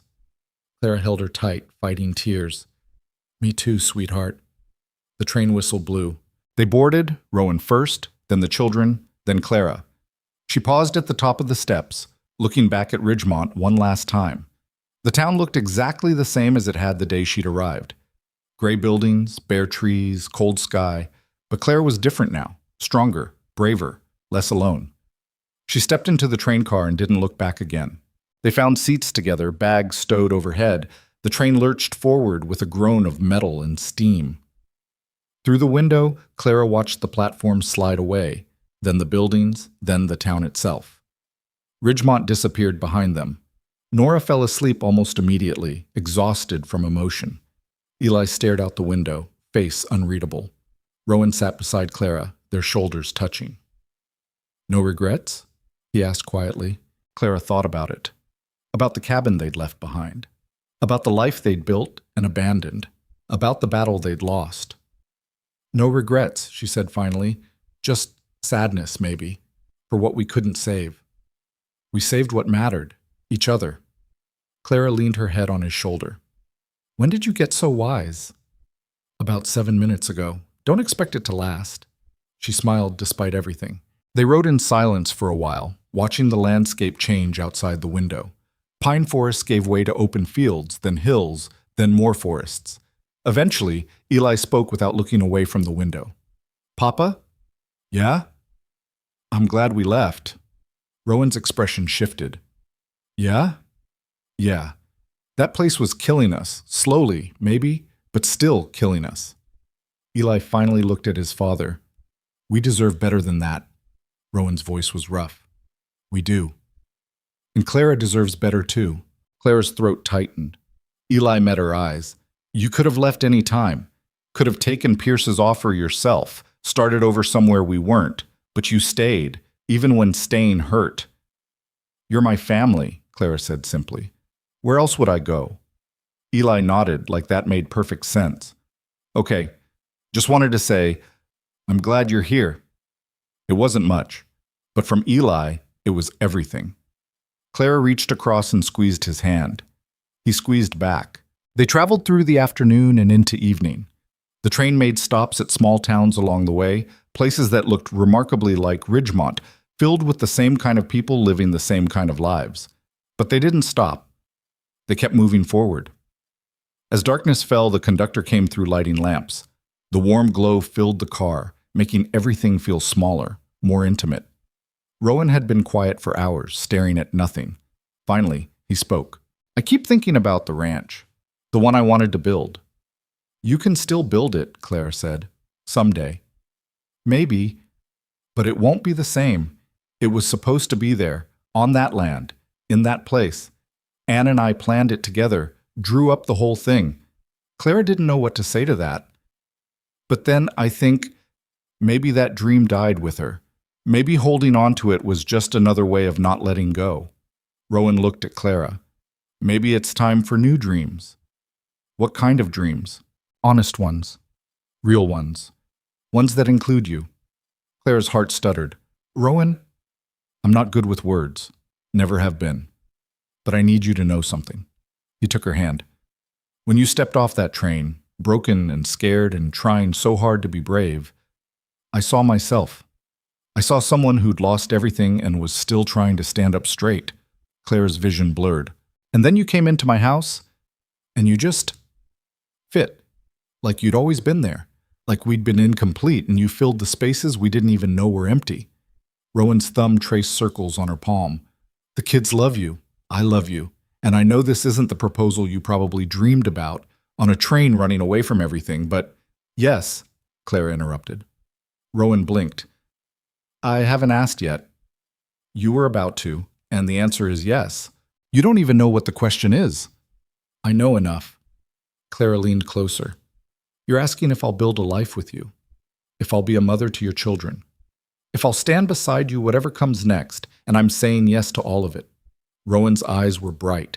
Just like that? Just like that. He kissed her then, soft and careful, like she might break. Clara kissed him back, tasting salt and hope and the beginning of something new. When they pulled apart, Eli was watching them with a small smile. About time, he said. Rowan laughed. Actually, laughed. You're 12. What do you know about it? I know you've been looking at her like that for months. I was starting to think you'd never actually do anything about it.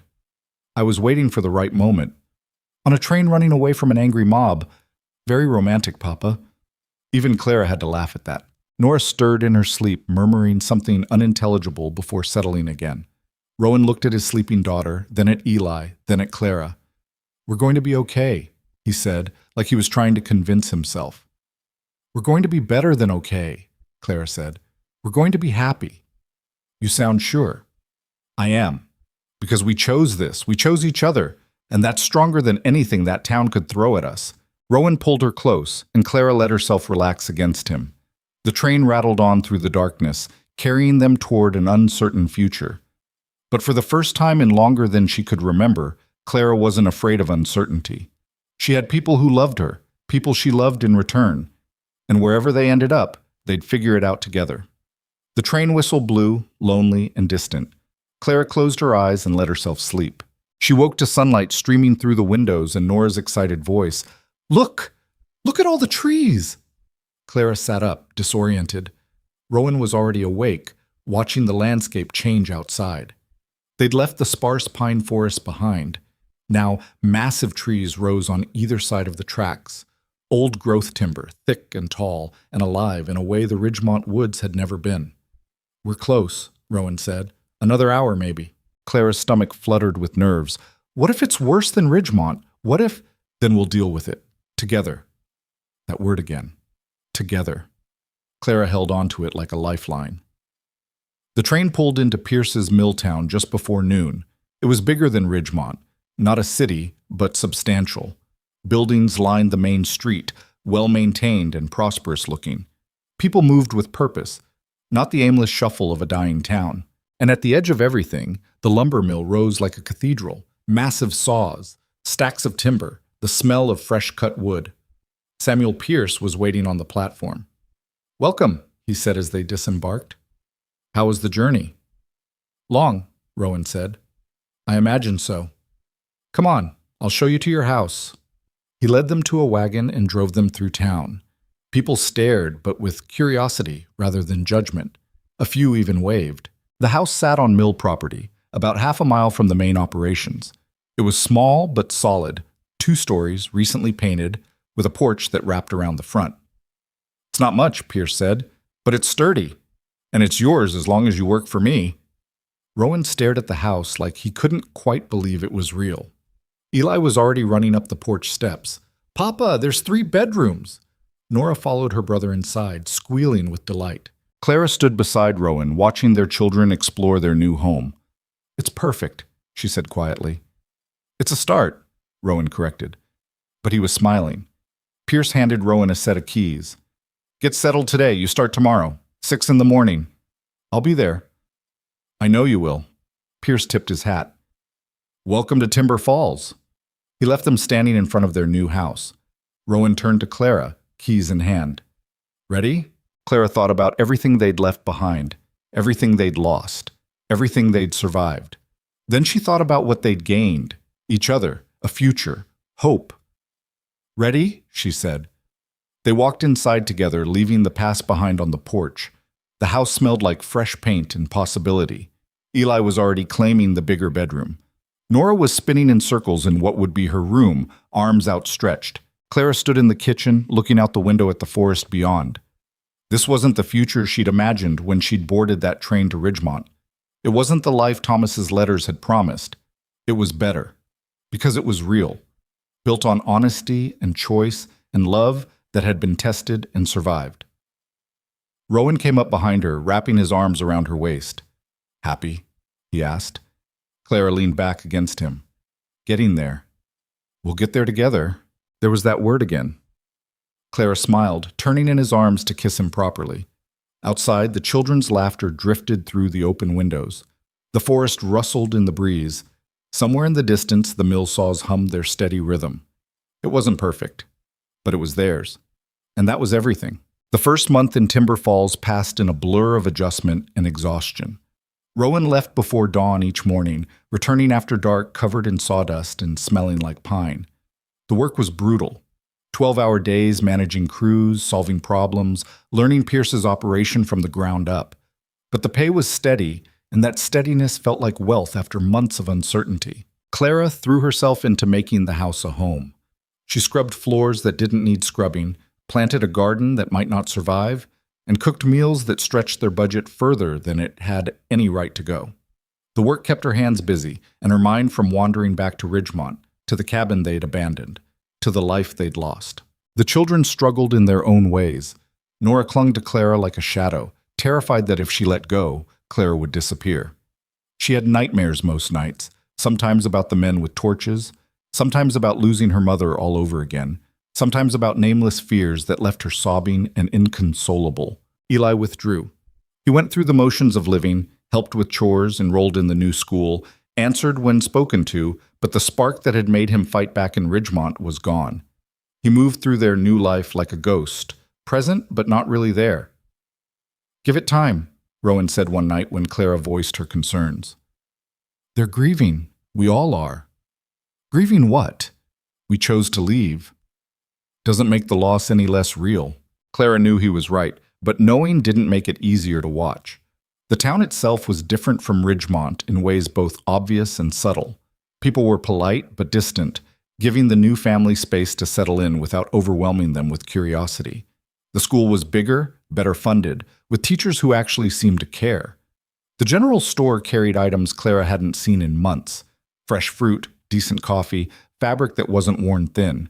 But there was also something harder to define, an emptiness, like they'd escaped one prison only to find themselves in a different kind of cage. Clara was hanging laundry one afternoon when a woman appeared at the fence. "You're the new foreman's wife," the woman said. Not a question. Clara set down the wet shirt she'd been hanging.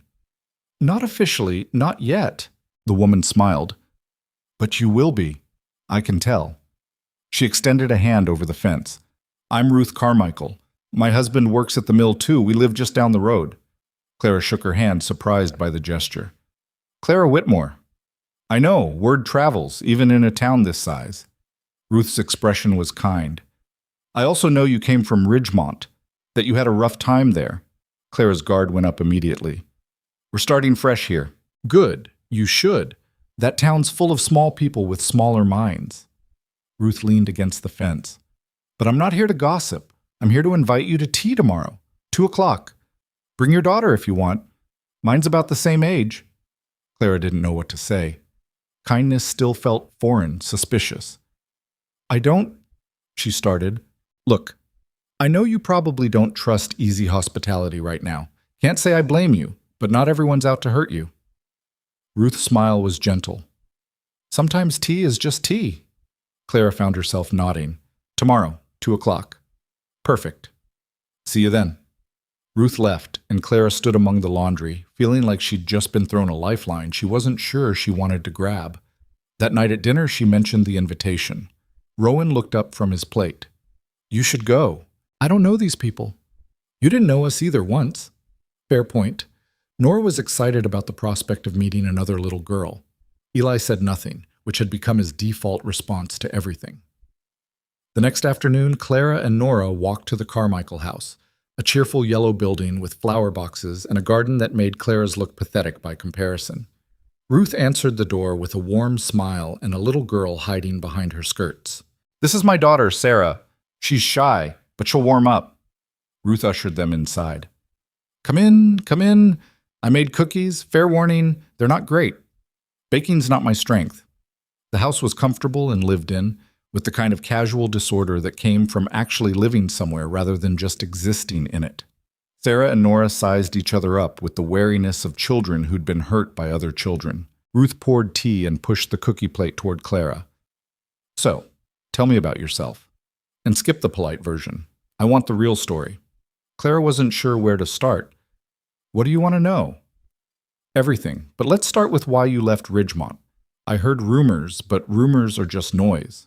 Clara found herself talking about Thomas, about the rejection, about Rowan's unexpected kindness, about the months of building something fragile and beautiful, about the judgment, the threats, the impossible choice between pride and survival. Ruth listened without interrupting, her expression shifting from curiosity to anger to understanding. When Clara finished, Ruth sat back. Well, that town can rot. The bluntness startled a laugh out of Clara. I'm serious, Ruth continued. Small-minded people always think their cruelty is righteousness. Makes them feel better about their own miserable lives. She refilled Clara's tea. But you got out. That's what matters. Sometimes it doesn't feel like winning. Survival never does. But it beats the alternative. They talked for 2 hours. About children, about husbands, about the 1,000 small struggles of making a life work. Sarah and Nora disappeared into the backyard, and through the window Clara could see them playing, hesitant at first, then with growing enthusiasm.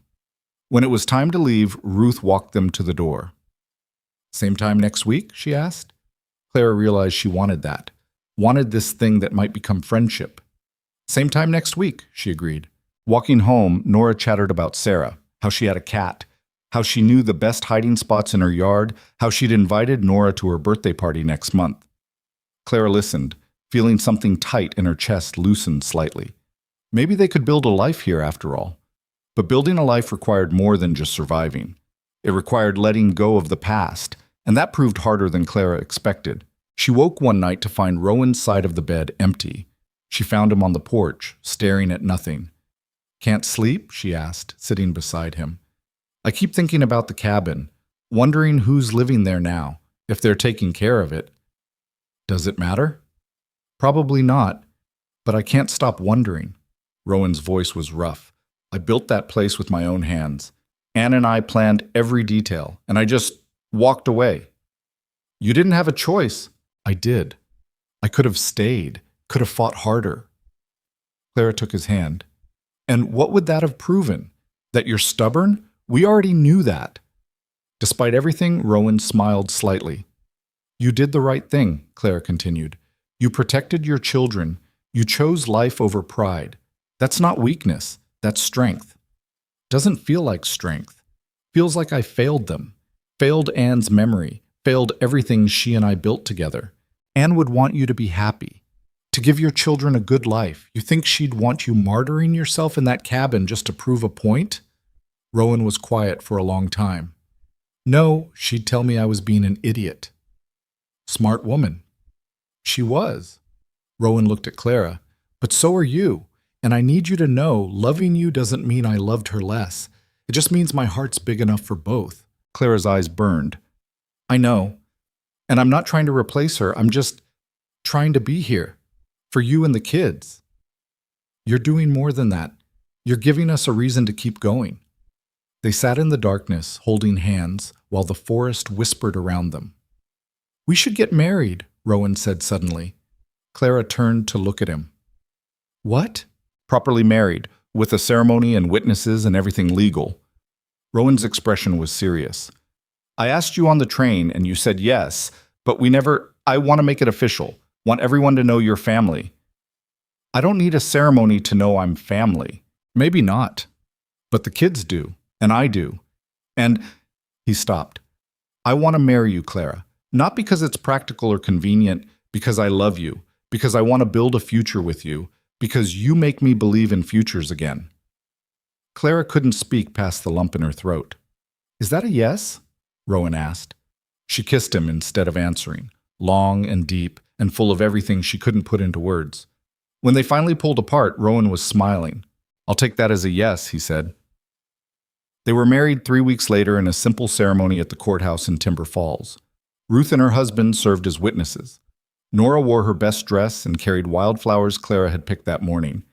Eli stood beside his father, trying to look grown up and failing because he kept grinning.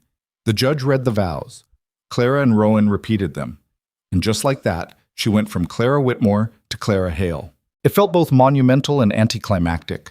No grand celebration, no elaborate party, just paperwork and promises, and a family that was finally, legally official. Afterward, they had dinner at the one decent restaurant in town. Nora talked nonstop about the ceremony. Eli was quiet, but present in a way he hadn't been in weeks. Rowan kept reaching for Clara's hand like he needed to confirm she was real. Walking home that evening, Nora slipped her hand into Clara's. Can I call you Mama now? She asked. For real? Clara's heart clenched. You can call me whatever feels right. Mama feels right. Then Mama it is. Nora beamed and ran ahead to catch up with Eli. Rowan pulled Clara close. How does it feel, being a wife and mother all in one day? Clara thought about it, about the terrified woman who'd stepped off the train in Ridgemont, about the broken pieces she'd carried, about the slow, painful process of becoming whole again. It feels like coming home, she said finally. Good. Because you are home. With us. Always. And for the first time since her parents died, Clara believed she actually belonged somewhere. But belonging didn't mean everything was suddenly perfect. Life still happened, messy and complicated and real. Eli struggled at school. Not academically, he was smart, always had been. But socially. He kept to himself, suspicious of kindness, waiting for the other shoe to drop. Clara watched him build walls and didn't know how to tear them down. One afternoon, she found him sitting on the porch steps, shoulders hunched. What happened? She asked, sitting beside him. Nothing. Eli. He was quiet for a long moment. Some kids at school found out about Ridgemont, about why we left. They asked if it was true that people tried to burn down our house. Clara's blood ran cold. What did you tell them? The truth. That scared people did scared things, and we left because staying wasn't worth dying over. Eli looked at her. They said we were cowards, that real families don't run. The casual cruelty of children never stopped amazing Clara. Those kids are wrong, she said firmly. Running isn't cowardly when you're running towards something better, when you're protecting the people you love. But what if they're right? What if we should have stayed and fought? Then we'd be miserable. Or worse. Clara put her arm around him. Eli, there's no shame in choosing life over pride. Your father made the hardest decision a man can make. He put his children's safety above his own ego. That's not cowardice, that's love. Eli leaned against her. I miss the cabin sometimes, even though it was hard there. At least I knew who I was. Who were you? Ann Hale's son. That meant something. Clara's throat tightened. You're still Ann Hale's son. You always will be. But you're also Rowan and Clara's son now. And that means something too. Eli was quiet. Then so softly, Clara almost missed it. You're a good mom. Clara had to close her eyes against the tears. Thank you, she whispered. They sat together until the sun started setting, not talking, just being. Summer turned to fall. Rowan settled into his job, earning Pierce's trust and respect. Clara's garden produced more than expected, and she started canning for winter. Nora bloomed at school, making friends easily and bringing home drawings and stories and constant chatter. And slowly, carefully, Eli started to open up. He joined the school's woodworking club, made a few friends, started smiling again, real smiles that reached his eyes. The house started feeling less like a place they were staying and more like a home they were building. But the past had a way of showing up when you least expected it. Clara was at the general store one October morning when she heard a familiar voice. "Well, look who it is." She turned to find Margaret Garrett standing behind her. Clara's stomach dropped. Margaret. The other woman looked different, thinner, harder. The elaborate hairstyle was gone, replaced by something simpler. Her dress was nice, but not expensive. "I heard you were here," Margaret said. "Heard you married Rowan Hale. Made a whole new life for yourself." Clara kept her voice level. "What are you doing in Timber Falls?" "Living here, same as you. Got a job at the boarding house." Margaret's smile was bitter. "Turns out when you leave your husband and go back to your mother, she expects you to earn your keep." "I'm sorry things are difficult." "Are you?" "Because from where I'm standing, everything worked out perfectly for you. You got the family, the husband, the fresh start. While I got—" Margaret's voice cracked. Nothing. Clara didn't know what to say. This woman had tormented her, blamed her, made her life hell. But standing here now, Clara could only feel pity. "I am sorry," Clara said quietly. "For your loss, for your marriage, for all of it. But I didn't cause any of that. Thomas did. And you did. The choices you both made. You don't get to—" "I do get to, because I'm done carrying blame for other people's failures." Clara met Margaret's eyes. "You blame me for your unhappiness. Thomas blamed me for his mistakes. The whole town blamed me for existing, and I almost let that destroy me." Margaret looked away. "But I didn't," Clara continued. "I chose to live, to build something new, to stop letting other people's cruelty define me." She picked up her basket. "I hope you find that too. Real peace, not just someone else to blame." She walked away before Margaret could respond. Outside, Clara's hands were shaking. She made it around the corner before she had to stop and breathe. That encounter should have rattled her, should have brought back all the old fear and shame. Instead, she just felt tired, and maybe a little bit free, because Margaret's bitterness wasn't Clara's responsibility. None of it was. She went home and told Rowan what happened. He listened quietly, then pulled her into his arms. "You okay?" "Yeah, actually I am." "She say anything about coming after us, causing trouble?" Clara shook her head. "She's just broken, like we all were. She just hasn't figured out how to put the pieces back together yet." "Think she will?" "I don't know. That's up to her." Clara pulled back to look at Rowan. "But it's not our problem anymore. We're done letting Ridgemont haunt us." Rowan kissed her forehead. "Sounds good to me." Winter came early and hard that year. Snow piled high, temperatures dropped below zero, and the mill slowed to a crawl. Money got tight again, but not desperately so. They had enough. Not much more than enough, but enough. Clara found work taking in mending and sewing. It wasn't much, but it helped. And she discovered she liked it, the quiet rhythm of needle and thread, the satisfaction of fixing things that were broken. One evening, she was mending a torn coat while Rowan read to Nora and Eli worked on a school project. The scene was so ordinary, so domestic, that Clara had to stop and just look at it. This was her life now. This warm kitchen, these people, this quiet contentment. It wasn't perfect. Rowan still had nightmares about Anne sometimes. Nora still woke crying occasionally. Eli still struggled with trust. Clara still caught herself waiting for everything to fall apart. But they were healing. Slowly, imperfectly, but healing. "What are you smiling about?" Rowan asked, noticing her expression. "This, us, everything." Rowan set down the book and crossed to her. "Happy?" Clara considered the question. Happiness felt like too simple a word for what she felt. Grateful, maybe. Blessed. Whole. "Yeah," she said finally. "I'm happy." Rowan kissed her, soft and sweet. Nora made gagging noises. Eli rolled his eyes but smiled. This was family. Messy and imperfect and real. And Clara wouldn't trade it for anything. Spring arrived like a promise. The snow melted, revealing green underneath. Clara's garden came back stronger than before. The mill picked up work, and Rowan got a raise. And one morning in late April, Clara woke up sick. She made it to the outhouse just in time, retching until there was nothing left. Rowan found her sitting on the back steps, pale and shaking. You okay? He asked, concerned. I think so. Must have been something I ate. But the next morning, the same thing happened, and the morning after that.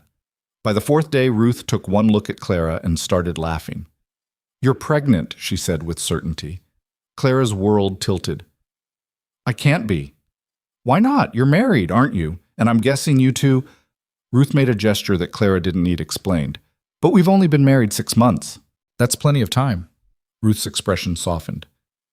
How do you feel about it? Clara didn't know. Terrified, excited, overwhelmed.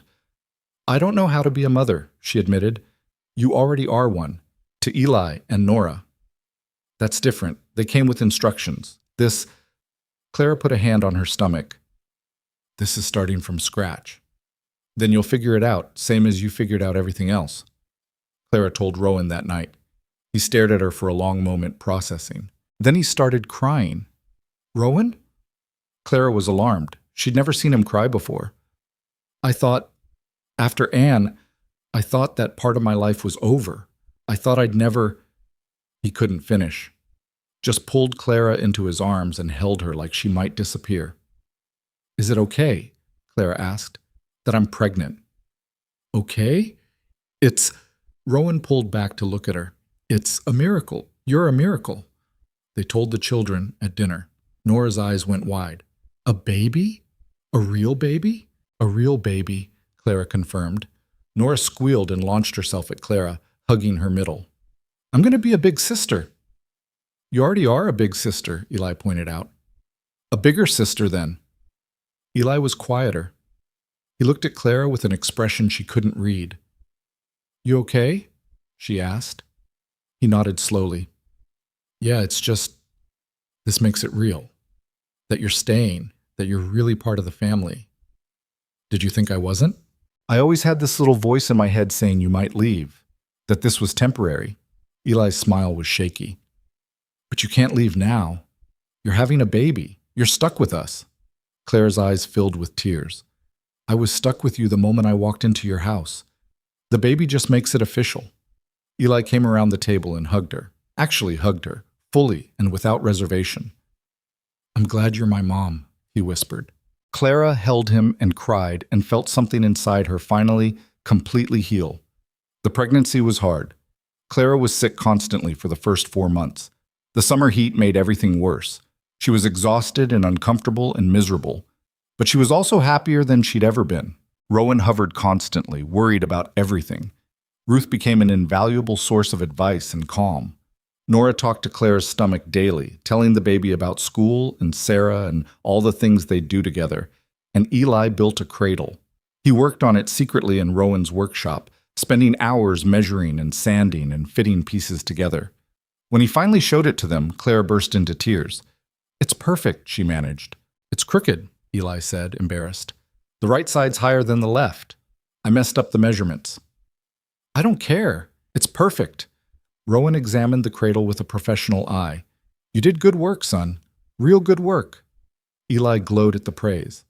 They set up the cradle in the bedroom Clara and Rowan shared. Clara would lie in bed at night, one hand on her growing stomach, the other reaching out to touch the slightly crooked wood. She had a family, a real family. One she'd chosen and one that had chosen her back. The baby came in early November, 2 weeks ahead of schedule and after 18 hours of labor that Clara was fairly certain might actually kill her. Ruth acted as midwife, calm and competent, while Clara screamed and swore and threatened to murder Rowan for doing this to her. You're doing great, Ruth said for the 100th time. I'm dying, Clara gasped. You're not dying, you're having a baby. Same thing. But then, finally, after what felt like an eternity, a baby's cry filled the room. It's a boy, Ruth announced, placing the tiny, screaming bundle on Clara's chest. Clara looked down at her son, red-faced and furious and absolutely perfect, and felt her heart expand in ways she didn't know were possible. Rowan was crying again, looking at the baby with wonder. He's beautiful, Rowan whispered. He looks angry, Clara said, but she was smiling. They named him James, after Clara's father. James Hale. A new beginning. Eli and Nora met their baby brother an hour later. Nora was enchanted, immediately declaring him the best baby ever. Eli was more cautious, but when James wrapped his tiny hand around Eli's finger, the 12-year-old's face transformed. "He's so small," Eli breathed. "You were this small once," Rowan said. "I don't believe that." Clara watched her family gathered around the cradle Eli had built, and felt like her life had finally come full circle. She'd stepped off a train broken and alone. She'd been rejected and judged and nearly destroyed. But she'd survived. More than survived. She'd built something beautiful out of the ruins. That first winter with James was chaos.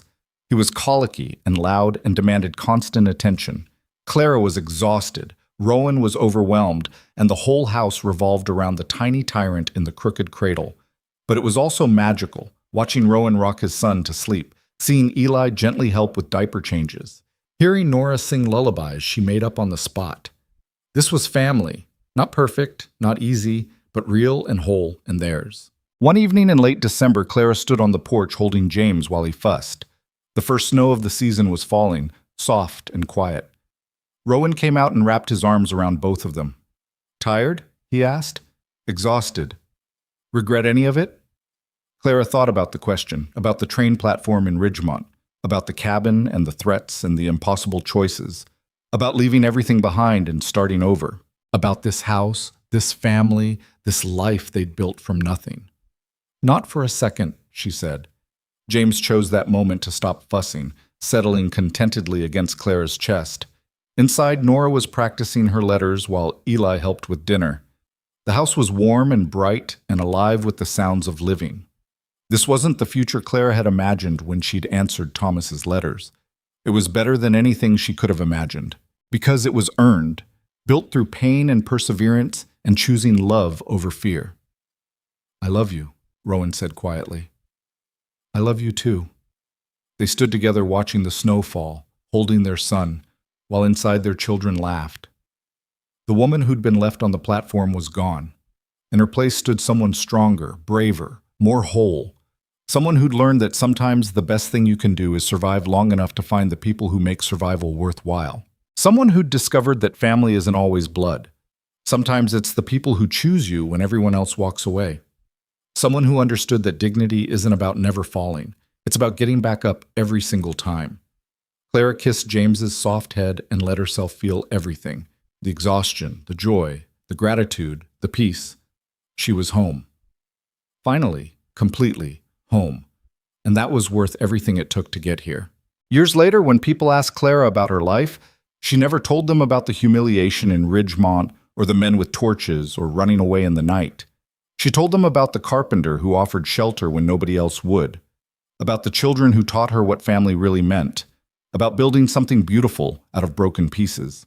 She told them that sometimes the bravest thing you can do is accept help, that sometimes running isn't cowardly, it's survival, that sometimes the only way forward is to let go of what was and embrace what could be. But mostly, she told them this, that she'd been lost and she'd been found, that she'd been broken and she'd healed, that she'd been alone and now she never was. And in the end, that was the only story that mattered. The rest was just details.